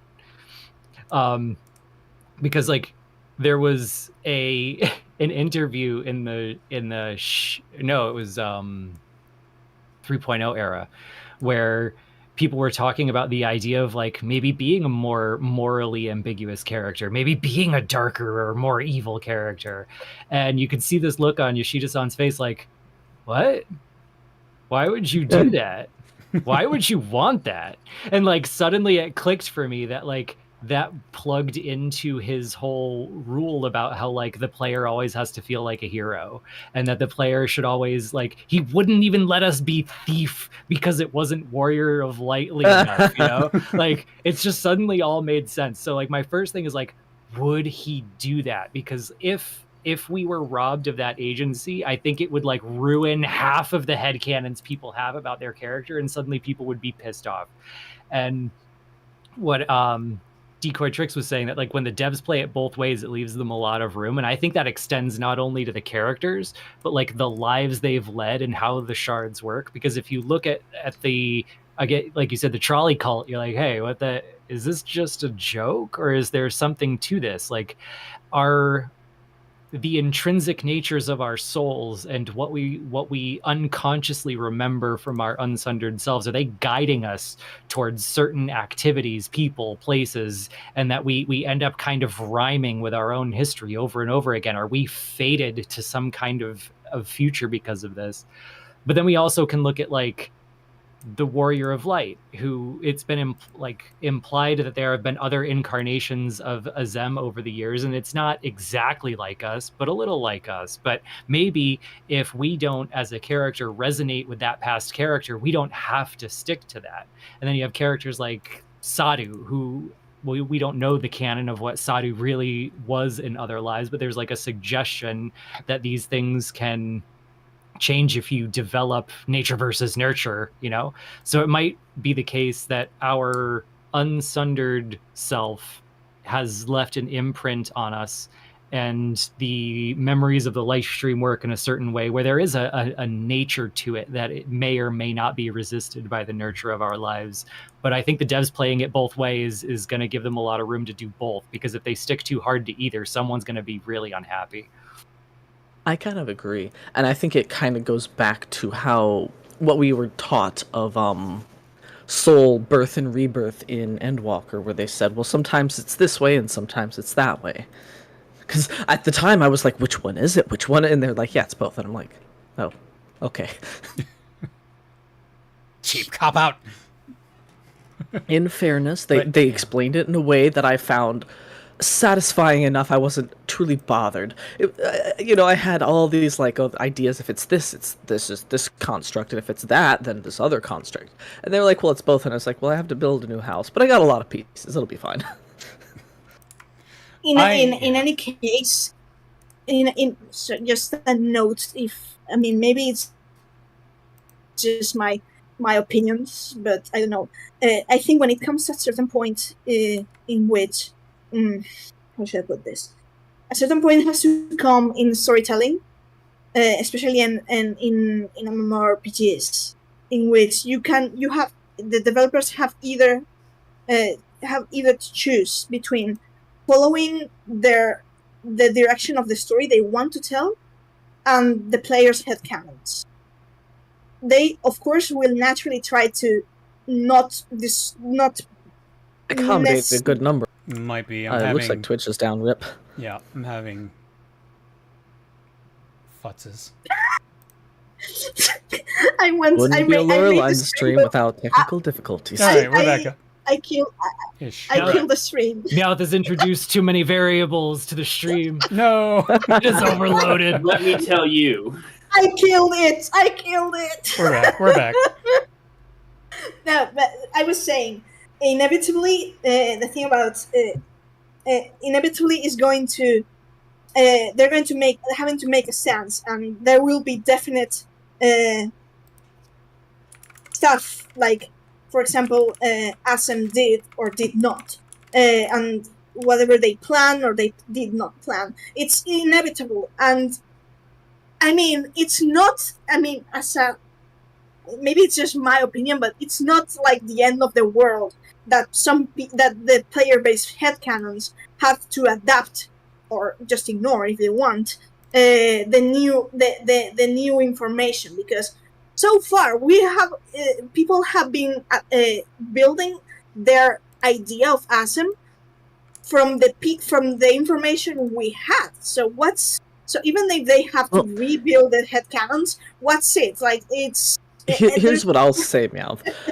There was a time between 5.0 and I think 5.3 when, people were like, oh, we had an ancient self, and they start designing and creating and thinking. And then 5.3 drops in like, yeah, Andrew or Asem. That's the name of your seat. And a lot of people were like, oh, what? I didn't plan for this, or this doesn't fit. And some people continue with their own thing, and some people take and adapt it. There's going to be an initial, oh, what the fuck reaction, and then people will either discard it and continue doing their thing, which is totally understandable, or take it in and continue doing their thing, which is also totally fine. Yeah, that's the thing. I do think that the developers will eventually, I think what they will not do, and I think they'll be accommodating, I think that the thing that they will not do is go into the more personal details of Asem. They're going to keep that ambiguous to the player. But when it comes to what Asem did or did not, or the events, they will have things to take that are going to shape the game, because we are getting into that Asem lore, as you mentioned. We are getting into some of the creations, how those things are affecting the future, if those things are affecting the future, etc. I actually agree with that so wholeheartedly that it's in my pre-written notes. Nice. Hold on, I'm not even gonna use it to refresh myself and have a discussion. I'm just gonna read you one of the bullet points that I have here in case it came up. I'm not even gonna tailor it to the conversation. I'm just gonna read the note verbatim.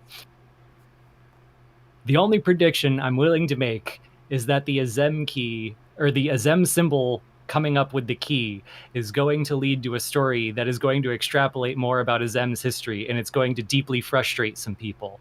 I'm simultaneously dreading it and also rubbing my hands together like a cartoon villain. Because what if they show us something that just pisses everyone off? Like, what if they show us that there's a shade of Azem and they're only too happy to see what we've become, that we walk our own path? What if Vana brought Azem in on the plan and they willingly went to the Sundering after setting up initial conditions that are going to resonate through time in a certain way? What if the key was deliberately unsundered like La Habrea or Emmett-Selch? Or what if there are keys in every shard that can only be used by Azem shards, but Azem, knowing what Azem knew, set things up on a certain path? Like, there's so many ways that people who are already frustrated at the story could look at what Azem becomes and go, oh, that's just salt in the wound. Oh Yeah. God, that's like everything that I'm worried about in one paragraph. That's one more thing to worry about, or several. So I'm simultaneously dreading it because I totally agree with Meow that it's gonna swing a wrecking ball through some headcanons, but also I'm like, I'm not sure which headcanons it's going to hit, and I have some anxiety. Agreed. I just have I in that regard I do have a prediction, but but yeah. Laughs and flowcharts. For what it's worth, in... I deliberately picked the worst possible what ifs for most of the people that I talk to. Thank you for your community. Okay, that's not my personal ones, and the ones that I know people are dreading are completely different sets, and that's okay. But I mean, I can share my. I'm not sure if I shared mine. If we shared the book, we wouldn't have time for today's episode. No, I'm not going to share the unholy file. The synopsis on the book jacket. Yeah. No, but in that particular in that particular aspect, my bet, so to speak, is that there's a bigger plan regarding Ultima. I'm going to say that because Ultima is going to be there. Like, there's so many hints there, and that there's a bigger secret plan across the ages. That it was the whole thing about the Asm defecting the convocation. I think that's actually the same case as Ramsa in the Evil Use Raids, asking the Lita to keep the lie that Ramsa was a heretic as a cover for some reason, and that the whole thing it's actually a packed secret whatever kept by Asm and Emmett-Selch. That's my bet.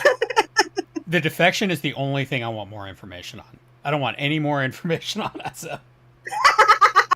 That's one of the things that I think is going to be one of the more risky things they reveal, because the logic behind Azem's defection is it's gonna reframe so much of the story. Mm-hmm. Like the current interpretation of the story kind of hinges on that Azem understood. What's the best way to put it in a accurate but benign sense? It requires Azem to have known that the consequences of staying were worse than the consequences of walking away. He had to have known that the consequences of what the convocation was going to do were so severe that it merited walking away from his friend, because that's so much of what Emmett-Selch's character is just the what's a good word? I'm struggling with words here. The wistful longing of knowing that Azem walked away and not truly fully knowing why. Like that whole trick of the light scene is going to mean something different if the explanation is not satisfying. Yeah. Yeah, there's like a sort of grief isn't the term I'm looking for, but I know what you mean. Like lack of closure. Yeah, he was looking for closure. That's the word. I remember Yoshida gave his own interpretation, but said it was just an interpretation. Not everyone needed to accept it, but he was talking about word. What? It's up to your Interpretation? interpretation. Yeah. It's nothing's that he said that in a Q&A of all things. Like he was holding in a live letter, a live Q&A. So he had everyone just kind of come into the labyrinth of the ancients and sort of like line up one by one. And then someone asked him a lore question, and he's like, well, you know, it's kind of up to your interpretation of the story. You know, we put things one way, but it could mean another thing to you, so it's really good to make up your own headcanon. And I'm like, oh, great. Well, this It's is a the way very this is Japanese going. answer, too. It's a very Whatever Japanese makes answer. you enjoy the product, that's what Yeah. we meant. And you need to remember, Damn right. Yoshi P is not the lore guy for 14. Yeah. Like, he produces and develops it, but he doesn't have the lore Bible. That's Oda. What I think would be very funny and very Final Fantasy XIV is if it turns out the reason Azem walked away from the convocation is retroactively that he just had bigger things to worry about. Like he wasn't even worried about Vana versus Themis. He was worried about Ultima and Athena, Yes. and he was setting up a big, Yes. larger plan. That's He left the stove on. Completely bow out of having to commit to anything for the fans on that front. Jimmy, don't What- say things like that when I just took a drink What- of coffee. what I really don't want is for it to be something like, oh yes, Azem was seeding the world with things to help you out in the future. I will No. say this game does kind of focus on like what we were saying earlier about like like what Moose was saying about would Yoshida-san do this. I mean, we know he can make dark stories. He's helped produce 16, but it's this story in particular is about being a hero, being the good guy, and in most cases being the one that is the recipient and the repository of hopes, dreams, wishes, and a vision for the future. So I could see it, and I think that's why some people didn't like Dawntrail, because we're taking a mentorship role instead of standing in the spotlight ourselves. But there's something interesting in there. There's actually two interesting things. I don't really want to. If you Moose wants to reply, I will shut up. Yeah, go ahead, Muse. Go ahead, Muse. On what? Oh, I didn't know if you had a... Just in Reply case to you had that something you now. wanted I to can go say. anywhere. That's why we have you here. No, on the Azem situation, I have a very open mind because the Yoshida that I thought I understood in Heaven's Word, like that's when I decided I didn't think he would make a story that invalidated the heroic warrior of light collect the crystals journey of a realm reborn. So like I didn't expect Hydaelyn was going to turn out to be evil just because like it didn't seem like it made sense to him. The Yoshida that I understood probably would have had Vana bring Azem in on the plan, and Azem being sundered was part of the plan. But the Yoshida that I thought I understood in Heaven's Word wouldn't let you be thief, and that Yoshida isn't here right now. This Yoshida let you be Reaper. True. So I am very open to the possibility that like we cannot predict what direction this is going.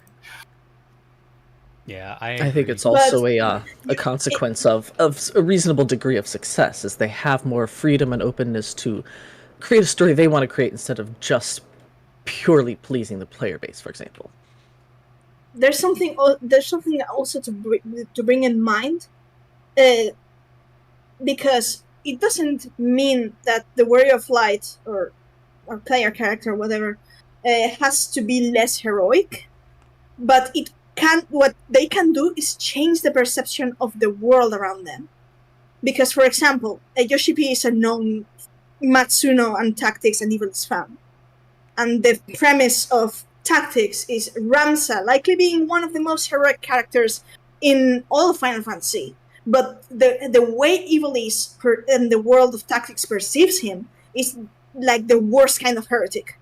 So we have to keep in mind that while we can still be the same good-hearted kind of quote-unquote heroic person, what they can do is change the perception of the world around us. That's what I'm kind of expecting them actually to do. And yeah. And not just the perspective, but also the nature of the world and of things around us. And the shard travel could open some of that up. We'll see. I'm prepared for anything. Yeah.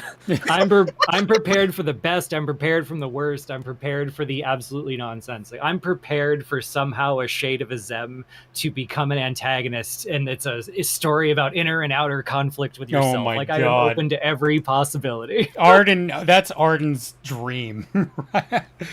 I do want to ask you, Moose, though. We are running a little low on time, but I want to ask you about something you brought up, I don't know how many years ago, and you're the only person I've ever seen bring it up. And I know you don't speculate, but I want to ask you for a little bit of speculation. But based on the Allagan's level of technology and their ability to communicate with other stars, and then in Endwalker seeing an Allagan ship on the moon, do you think in cosmic exploration we will run into the lost Allagan colony? Oh. Okay. So I will preface this with an explanation about like my stance on speculation. My stance is usually that as someone that other people ask questions about the story, I'm very hesitant to put anything forward as a theory in case anybody thinks it has merit, because I'm not on the writing team. None of my theories have merit. And what happens is that a lot of theories that make sense end up catching on, and before you know it, it's on the wiki, and then it's confirmed to be false, and they're like, but the lore person said, you know, like, it happens all the time. And I try not to do that because like, at my heart, at my core, at my first knee-jerk instinct, I am one of the most see shit in the clouds person that I know. Felt. And so I get that, like, that's why when I see like someone seeing shapes in the clouds and going, well, it makes sense to me, so it's canon, I'm like, no, we can't do that, because I too can sit down and think up a dozen paths that completely make sense that have no merit at all in the story. That's the only reason I don't speculate, because I will see shit in the clouds, and I just have learned to suppress that instinct. But in terms of space Allagans, this is actually, it's impossible to separate space Allagans from a joke from 2014. During one of the original lore interviews that we did at the, I think it was even the first FanFest ever, when we were still trying to like solidify lore as a big thing we should care about. We asked, like, okay, so you guys just confirmed that the Allagans had starships. How were they completely destroyed by an earthquake? So, like, if they have interstellar travel, how were they could have just destroyed told us by an earthquake? And I mean, the first thing they did was laugh at me, obviously. It is funny, I will say. It's a funny thought. They, like, the funny thing about the lore interviews is that when we first started doing them, they, like, everyone took them kind of seriously. Like, we understood that the lore is not set in stone, people make mistakes, there are inconsistencies, blah, blah, blah, but we, like, tried to take them seriously. And over time, they got more and more comfortable just sending me back answers like, that's a good question, we're not going to answer it. Or my favorite answer that I ever got back from Oda-san was in all caps, AHAHAHAH, end of answer. Amazing. I love that. Sorry, but that's a good question. We're not going to answer that. That's my favorite one. That to me is like, good one. Let me take notes for our world building. I have a feeling that he just like kept that question in his back pocket until Tsukuyomi, and then just baked several primal explanations together at once, and was like, "There you go, shut up." But at the time, Koji kind of put his tongue in his cheek and said, "Well, you know, like we have an international space station right now. But like, what do you think would happen if all the command and control on the ground was gone? You know, like Oh my God. maybe just the Allagan starships required the planet as a command and control base, and they were unable to function without that. Or maybe all of the starships were, you know, hulked and put into Dalamud, so they didn't actually have any starships. Or it was just kind of like an open question. But he acknowledged, like, you never know. So ever since then, my joke has been that all of these super rich, super important people in a certain demographic actually made it off of the planet into space. And one day, like, the sky is just going to fill with Ragnaroks. And like there's going to be some fleet commander who's just pointing at the planet like, see, I told you Dalamud would work itself out. And No, but so I'm thinking of the situation being kind of the way Koji described it, kind of like Omega. Like Omega was left the Alphatron, and the commanding people, Omicrons in Alphatron, were just shut down. And yeah, kind of like what they're saying. Right. This isn't what we're supposed to say when it comes to trying to predict the lore, because we're not supposed to be like too reasonable. But I mean, it's Schrodinger's lore. It's true and it's not true until the writers decide what they want to write. Exactly. Did you find that cat, by the way, in Solution 9? Which cat? I think I might have. Schrodinger's cat. These Alexander Shinoa is in Solution 9. Is it? Wait, no, I did not see that. Is it Yes, really? it is. There's a side quest, and you can't miss the cat when you do the side quest. Like, you have to run in circles. I for might a have. I while. was doing them at like 3 a.m. That's valid. I might have. You noticed probably it, already not felt like you were noticed it running at in the same circles at time. that point. That's No, funny. I actually didn't. If I saw it, I didn't cognize it. I probably just went, "Oh, cute kitty." Yeah, No, I don't think it's freaked given the name out, like- Shinoa, to be fair. It's just a black cat that looks identical. Yeah, but the No, but item it's still Schrodinger's description, cat. the item description is like any similarity with Mm, Purely that coincidental. It's purely coincidental. Yeah. uh-huh. Sure To it answer- is. To answer your question very specifically, I'm still going to equivocate on one small part of it. The Allagan wreckage on the moon, I believe, was confirmed to have been a monitoring platform for Dalamud. Mhm. So we're still kind of in the same place where we know that they had spaceship technology, and actually there's a map location in Heavensward that's referred to as, what is it, interstellar down converter, hyperstellar down converter? I don't know, it's something along those lines, but it very strongly suggests interstellar as a capability, which in retrospect might or might not just be related to Omega. So now we're still in that Schrodinger's aspect of like, what does it refer to? How far does it go? Is it on or off? And I want to say that even just for the sole purposes of memery, I still believe in the Space Allagan Armada. But I do not know if we will run across them in this particular piece of content. Okay. I don't know whether to expect it. I wouldn't be surprised if we did. I wouldn't be surprised if we didn't. I still believe in the Armada, but it's a Schrodinger's Armada. Got it. I think it might be content for after this whole story arc, like the supposed 3 expansions they had in mind. That would be yeah. It would be very funny if we came across the ruins of something Allagan on one of the planets. Just something that's That no would be longer amazing. functioning, but clearly at one point, like just like the millennia or not millennia. Well, yeah, I don't care. However old, centuries, millennia, whatever. Just the ancient ruins of hexagons in a, and you have to wonder, like, is it because it's nature's most efficient shape, or were they here? That's both exciting, terrifying, and unnerving. I mean, Moose, I sent you a picture of the cat. Ah, I see it. No, that's pretty. I mean, they kept the bell on it and everything, and then that leads me to think, like, but the bell was also on the minion, wasn't it? I hate everything. Right. Which could it be? no, but I mean, they could say, no, it's just a black cat minion. Yeah, but using that specific model in the context of Alexandria, which is Alexander, and then the remark on the key item description of any similarity is purely coincidental. And their like, logo.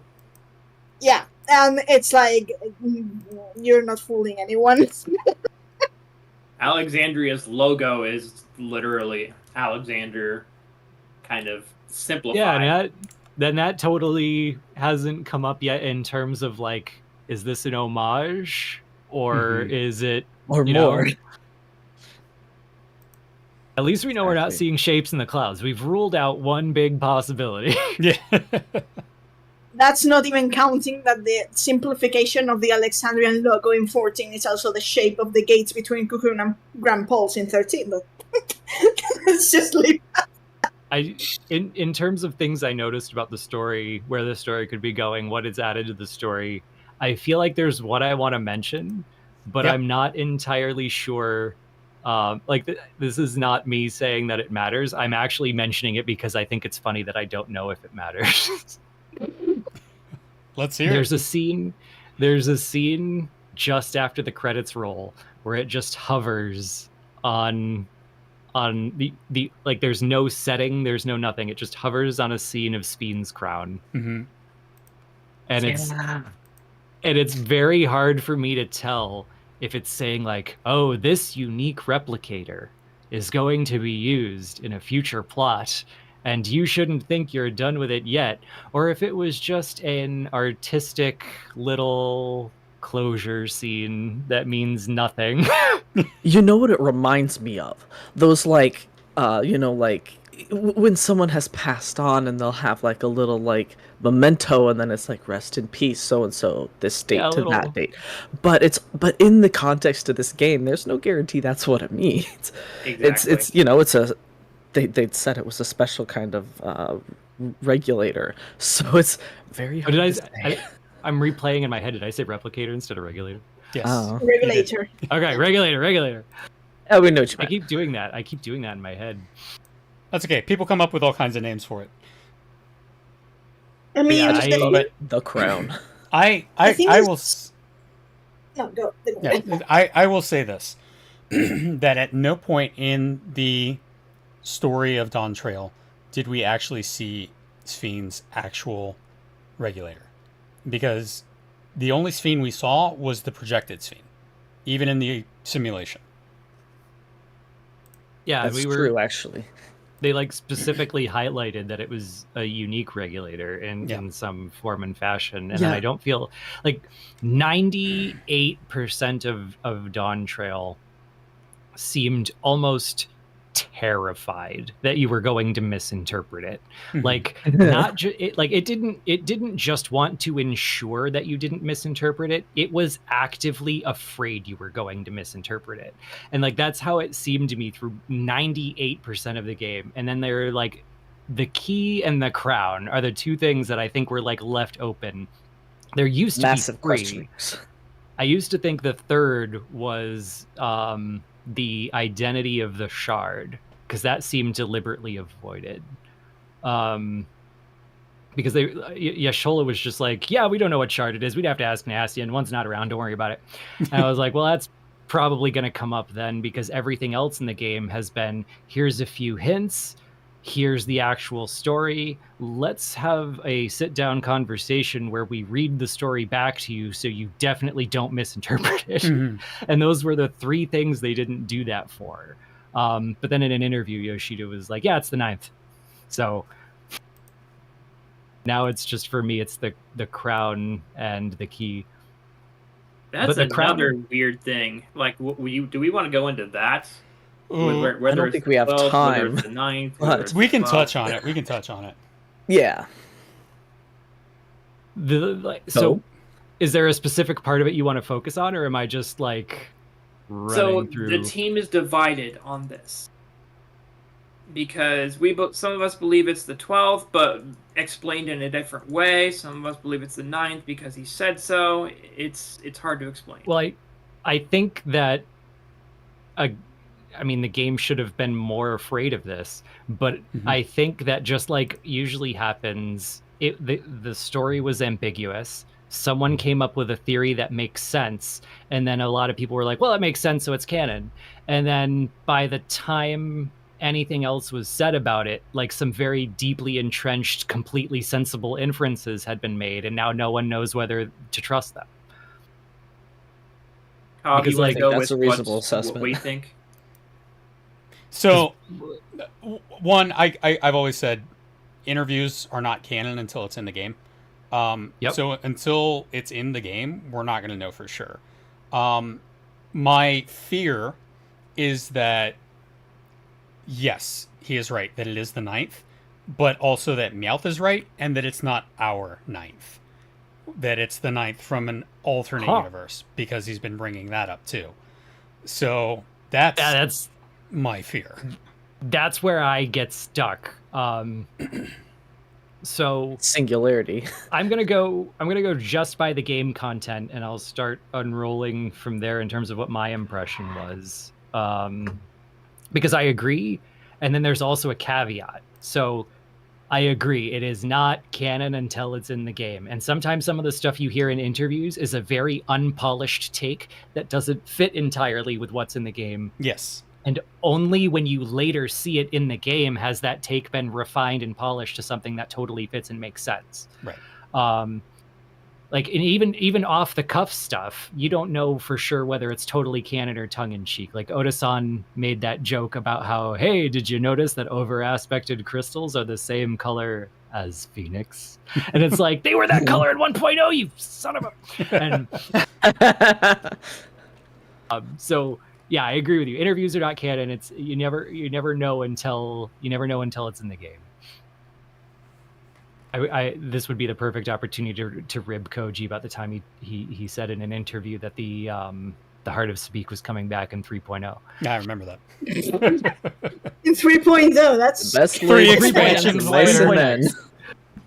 Yeah, I have a whole theory about how the eyes of Nidhogg replaced them and Omega went in a totally different direction, but I'll never know. So I think once Yoshida-san said that, and especially alongside blessing the infinite multiverse, it became very easy to start connecting all of our assumptions together. Because this is the trend that you'll notice when it comes to fan base inferences.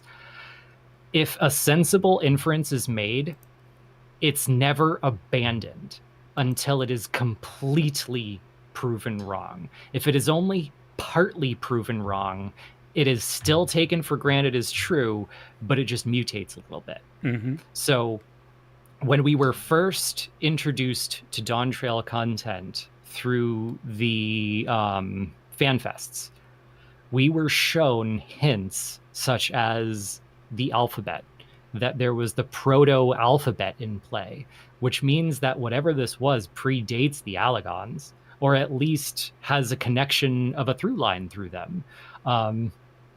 So that implies that whatever we're seeing is, like, if not ancient, not very far post-Sundering. And then we see lightning, and we see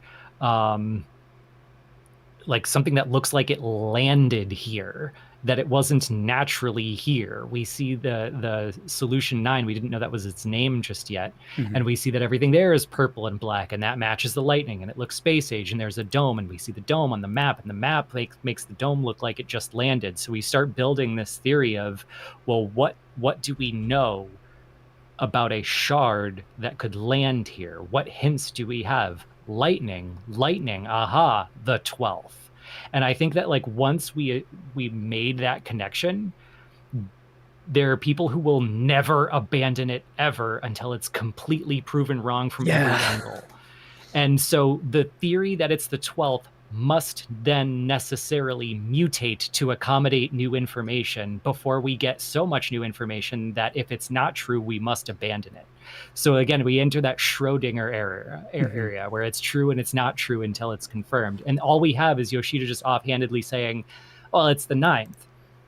And I think for people who have already latched on to, actually, it's the 12th, but the Malala went back in time like Graha, and then there was a sideways jump, and then a split timeline, and now the 12th was destroyed here, but not here, and then forward in time to join us, and so it's a different dimension, different shard, and it's like it becomes more and more complex as the theory mutates. That's way too complicated. Yeah, so it's like there's so many different things that different people think it could be. But where I was, I mid-playthrough abandoned the theory that it was the 12th temporarily. I put it on the back burner, not completely off, but I put it on the back burner because there was something in terms of just how the writers write the game that I got hung up on and I couldn't let go of. Sphene gives you a timeline and no one corrects it. So you've got your 300 years and then you've got your 30 years. And then you've got your 1,000 years. So you've got like the Age of Endless Frost up to 1,000 years ago, which was after the flood. And then you've got 30 years ago, which is the time dilation that was the difference between the shard and the source. And at no point does any NPC correct this, which is unusual if it's not going to turn out to be reliable. And then they tell you that where we're going, you can't know what shard it's going to be unless we talk to an Ascian. And meanwhile, Graha's right there. Graha made the PowerPoint about which shards were rejoined and how they're all laid out. Like and he doesn't go, hey, well, actually, I'd like to add my own thoughts to this. Like, he doesn't correct at all either, which, again, is unusual if the intent is going to be that it's going to be revealed as something else. So I ended up putting the theory on the back burner and was like, look, we'll burn that bridge when we get to it. And then Yoshida comes out in an interview and goes, yeah, it's the 9th, don't worry about it. So I'm not fully confident in what it is yet, but I think if it is the 9th, it at least fits with the oddities that no one contradicted the people talking in the game, because they would usually contradict each other if they were going to reveal it wasn't true. But that's just my take. Fair enough. It's either like not a very important point, or it's something they're going to reveal more on later. Yeah, I could be wrong in a day. One new sentence. Yeah, but I mean, it wouldn't be the first time Yoshi P just is a fucking liar. So that's true. Or the plan changes. It's time once and for all to take down the Garlean Empire. I'll never ever forget that. And said he just meant the founder of the Garlean Empire, and then the Garlean Empire took care of itself.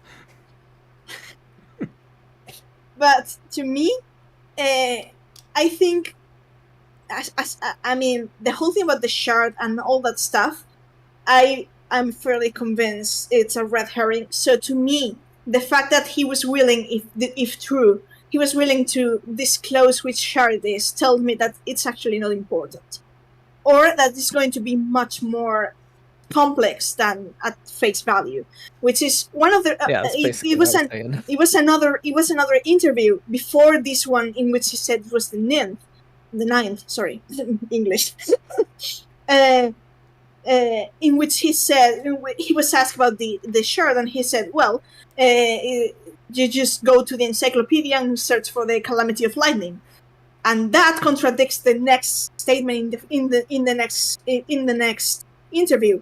So that's where I am like, is he toying with us? Because directing us to the encyclopedia and see which shard was the Calamity of Lightning would direct us to the 12th. But then he makes another one and says it's the 9th.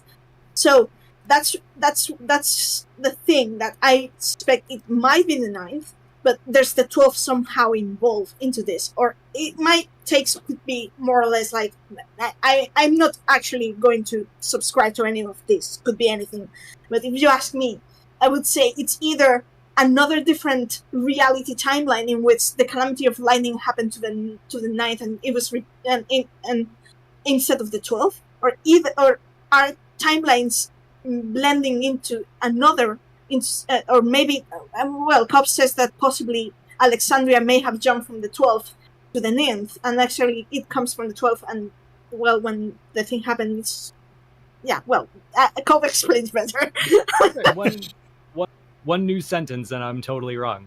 Like, it's that's why I say I've got multiple pots on the stove, and like I've just put that one on the back burner for now, because like by 5.3 they could have revealed everything you're saying, and you could just have me back on and go, so you were saying, Moose, about what was logical. But we're only working with the information we have now. I mean, my personal joke is that I just make a theory that includes every theoretical possibility, and technically I turn out to be right most of the time. I think you have a similar approach. But again, I don't think that's going to be the crucial thing in this storyline. If they're so willing to talk about that, like, oh, it's this. Agreed. Don't worry about that. Yeah, I think if they didn't tell us in the game and then offhandedly told us in an interview, it's probably not going to be terribly consequential in the long run. Agreed. But that annoys me then if they're going to burn a shard, because that's expansion's worth of content they could use. It makes me sad, deeply sad, in a way that I like. I don't know how to describe it otherwise. Like, knowing how much we sacrificed for the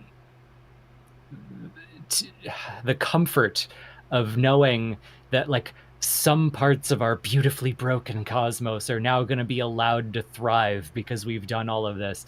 And then you find out immediately that one of them is also destroyed. Like, it's just, there's something very Yoko Taro about it.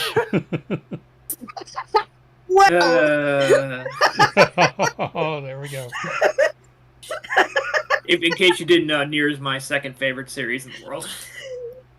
Near the Dragonierverse. So I'm crushed by it. It's so unsatisfying, but in a very satisfying way. I would say, to be fair, Moose, if you ask me, I think the shard situation was never going to be able to thrive forever. Like, it's an unnatural existence, and after idling is gone and no longer keeping them in stasis, they naturally are drawn to the source. So either they are rejoined naturally, or they may, as shards, lose their energy and fade away on their own. So ever since Shadowbringers, I believed that the shard situation is not sustainable. Maybe I'm wrong, but that's the impression I got.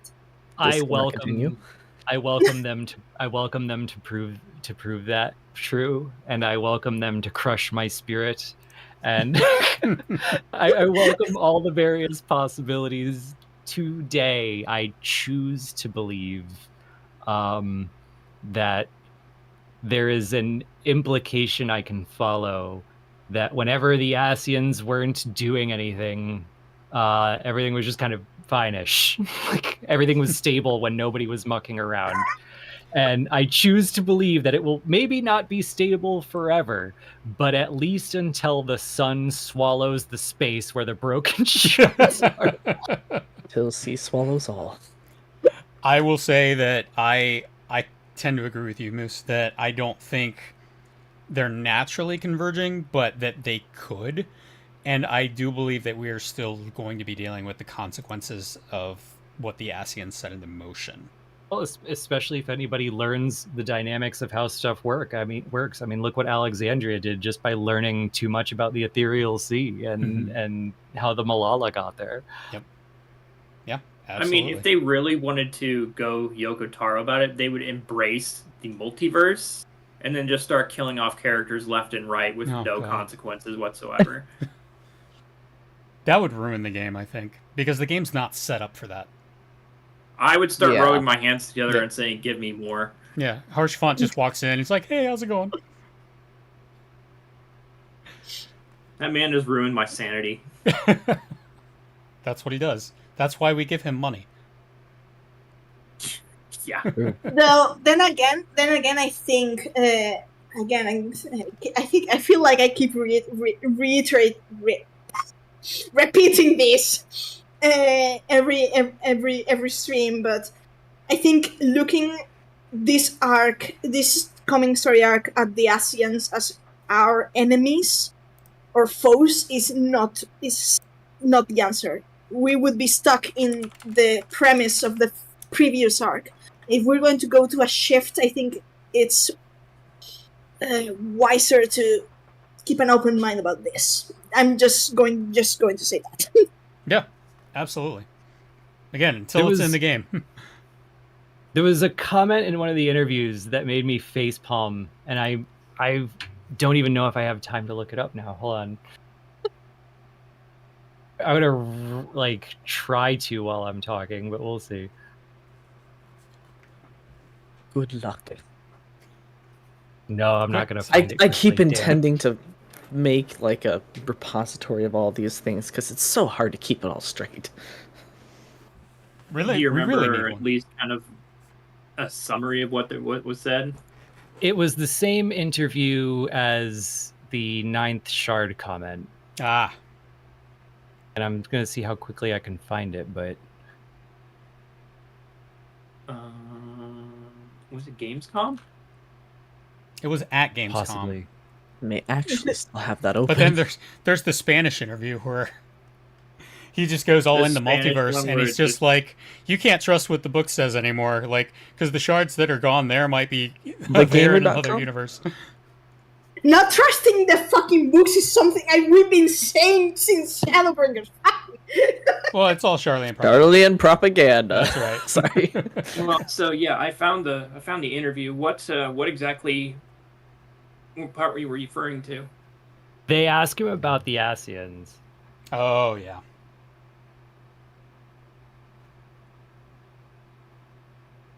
I don't I don't want to just sit here with dead air while I look No, for I- it. It was the bilingual we'll, interview. There were two versions of it posted. That was the French The one. bilingual interview. Okay.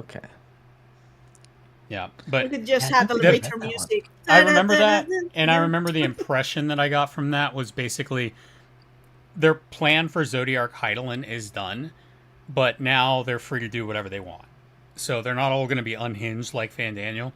For instance, we can speculate that Halmarat is in a basement somewhere getting high. Because he's just the dude. But then we still have Pasturat, which is out there. We don't know if Gaius properly killed his two Asians. I would assume that he did, just because they want to be done with him. But they still have 2, maybe 3 out there that they can have floating around, either causing trouble or needing help. I'm guessing that we're going to have an Asian that's going to come up to us and ask for help. Okay, I found it. They ask him about what so it's about like whether the story's closed off or not. And the long and short of it is he says the rejoining effort is over. The unsundered world is gone. They're never going back to the originals, or they're never going back on the originals being the strongest. Mm-hmm. It's entirely possible that some of the sundered Asians are still out there, and it's entirely possible that they may or may not come up again someday. And if they did come back up, it would go in a direction of exploring what mysteries they left behind. They're not going to retread water. It's going to keep going in a different direction. Yeah. And while he was saying this, he goes, "There's always time for reflection. It's quite a fun exercise, I think, to wonder what the sundered Asians are up to out there in the meantime. What kind of dirty tricks are they up to?" And I was like, even here, he's just like, if they're out there, they're dirty tricking it up. Oh my god. It's like, No, it's the state of mind cracks me up. it's the same. Punish It's the same Yoshida. situation. It's the same situation with the comment he made about the 8th Umbral era. and surely Emmett-Selch being their greatest enemy, and I was laughing because I was like, that's the easiest bait Surely. comment. That's the easiest bait commentary ever made, because surely I don't doubt the veracity of the commentary. My point was like, but where in this conflict would the Warrior of Light stand? That's what it doesn't say. I think Shadowbringers solved this before we even got here, where Emmett-Selch and Alize are having a discussion. It becomes very, very clear that there are hundreds of other stories that are told from Emmett-Selch's point of view, where he is the good guy. Like, how many stories have you ever seen in your life, from like deep, serious movies to Disney Channel specials, where somehow the timeline is broken and the hero has to put it right? And, you know, the movie ends with like an upbeat, they go home and their home is their home and everything's okay again. And no one ever asks the question. No one ever asks the question, what about the people who were thriving in that supposed aberration? What about all the people who were better off in that aberration, who would have wanted to keep living in that aberration? It never comes up.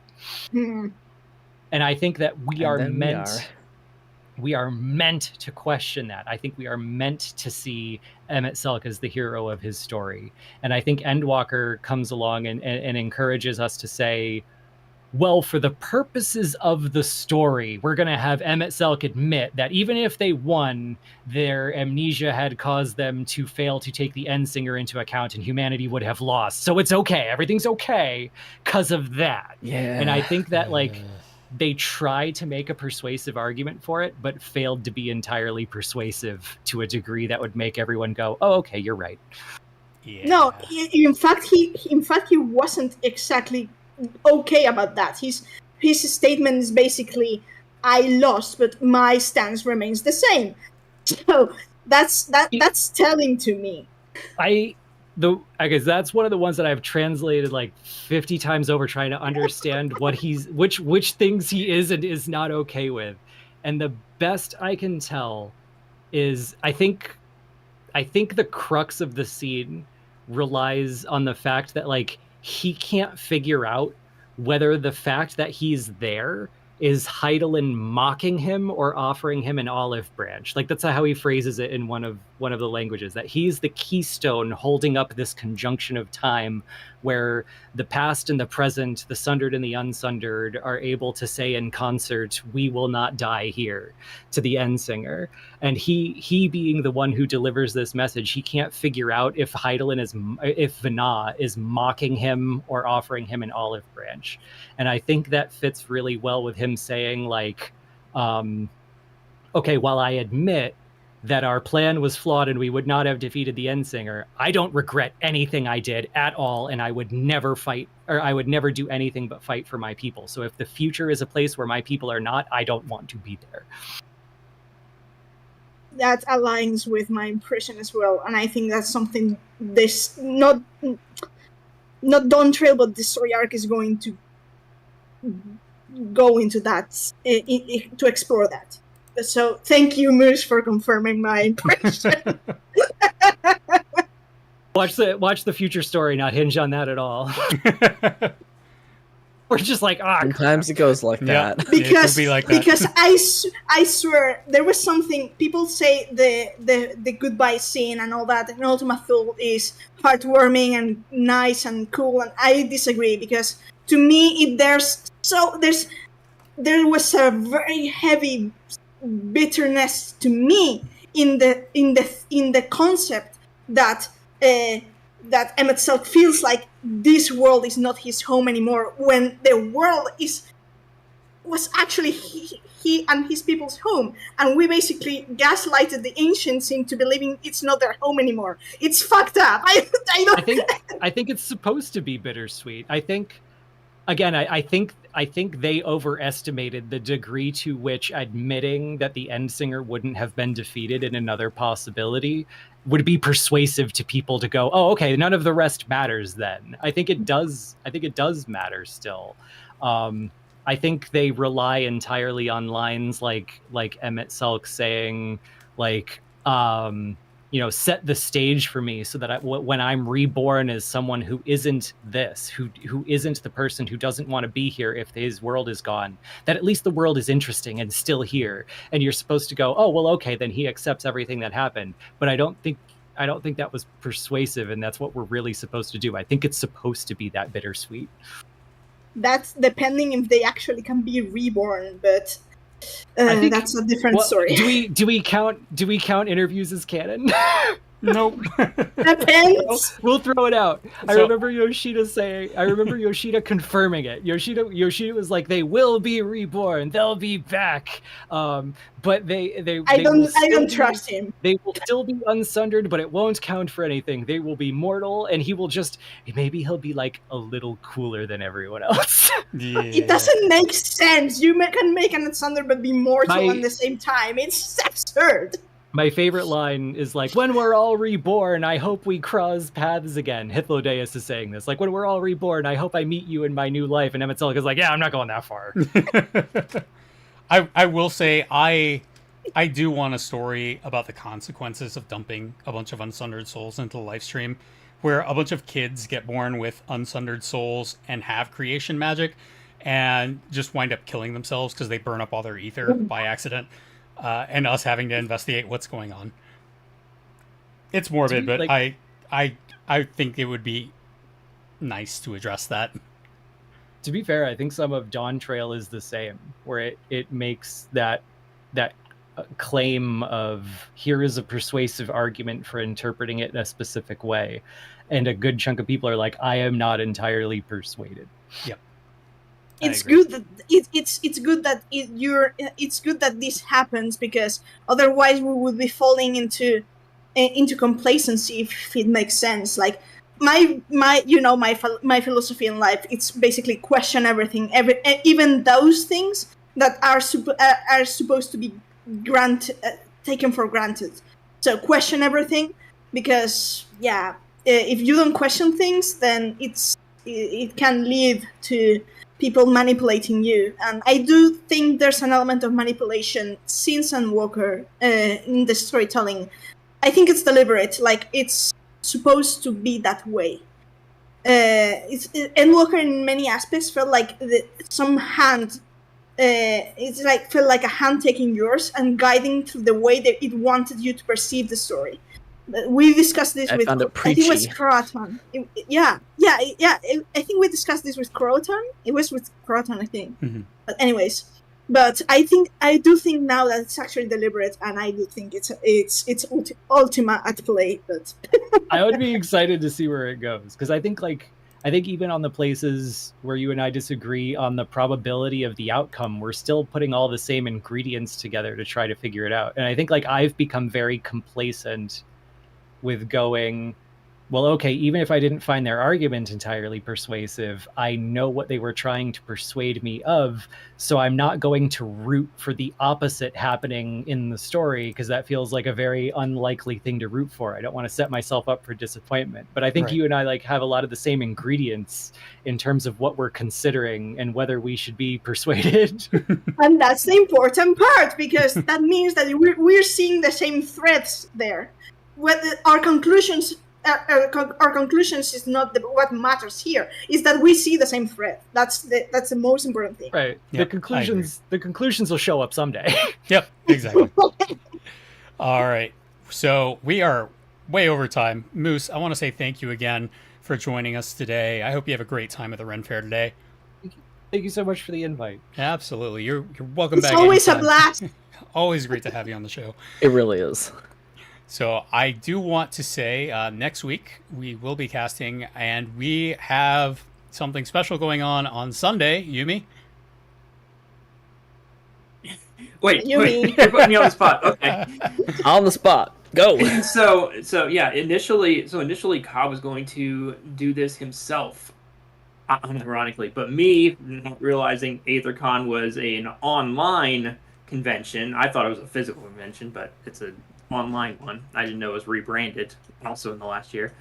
Me and the team will be presenting an Evilise panel in Final Fantasy XIV, meaning we will go over our site, we will go over Matsuno's contributions to Final Fantasy XIV.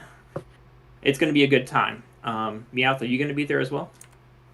Not physically, because I can't teleport to the United States. What did I just say? It's an online convention. Yeah. Yeah, it's just on like Greenholder, right? No, yeah, I will be. Yeah. Okay. Will you be I- online at what time is the panel? I So think it's I think it's 2:30 to 4. I think it's It's 10, at our 30 to 4. 10 It's p.m. at- my time. yeah, That's it's at our that's old PST, time so it'll slot. be 4:30 my time to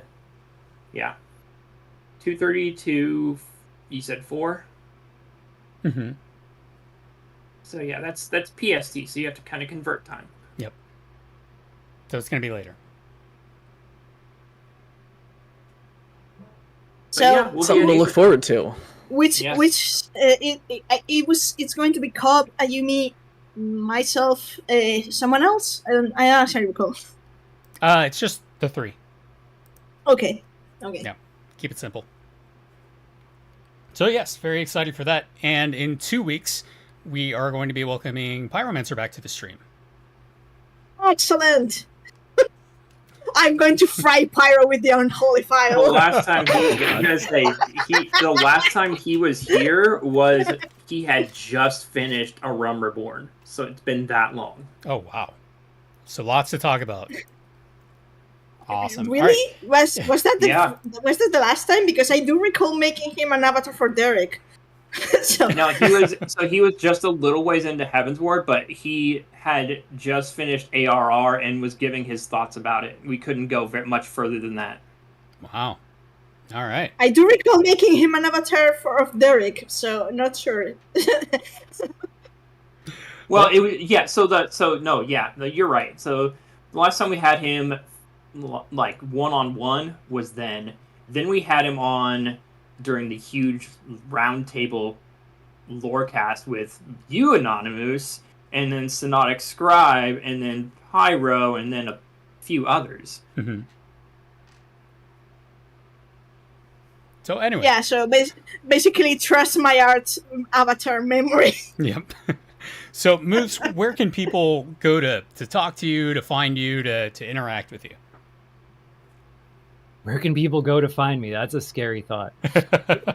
We'll stick with the online stuff for your personal safety. Creeper's gonna creep. If people wanted to talk or ask any questions or hang out, the easiest place is just Discord these days. I mean, I am on Twitter at AnonymousXIV. I am on Twitch, but I only tend to stream new content. Like we do the story like live and then gaps. There are a couple games I'd like to do, but we haven't got around to it yet. But that is twitch.tv/Onwyll, ANWYLL. And then Discord is Mucifer Lorengstar, LOREINGSTAR. And I have a personal server that you can find on the Twitch page. But yeah, pretty much just feel free to DM me if there's anything you want to, ask questions about, yell at me for, inform me about. All right. Your good deal. opinion on time travel is wrong. Oh God.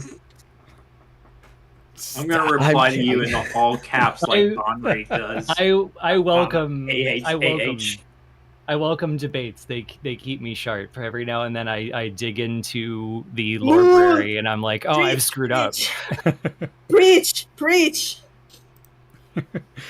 All right. Well, thank you again for joining us today. Thank you for everybody who joined us in chat. And I hope everybody has a wonderful week, and we will see you again next weekend. Have a good See week. ya.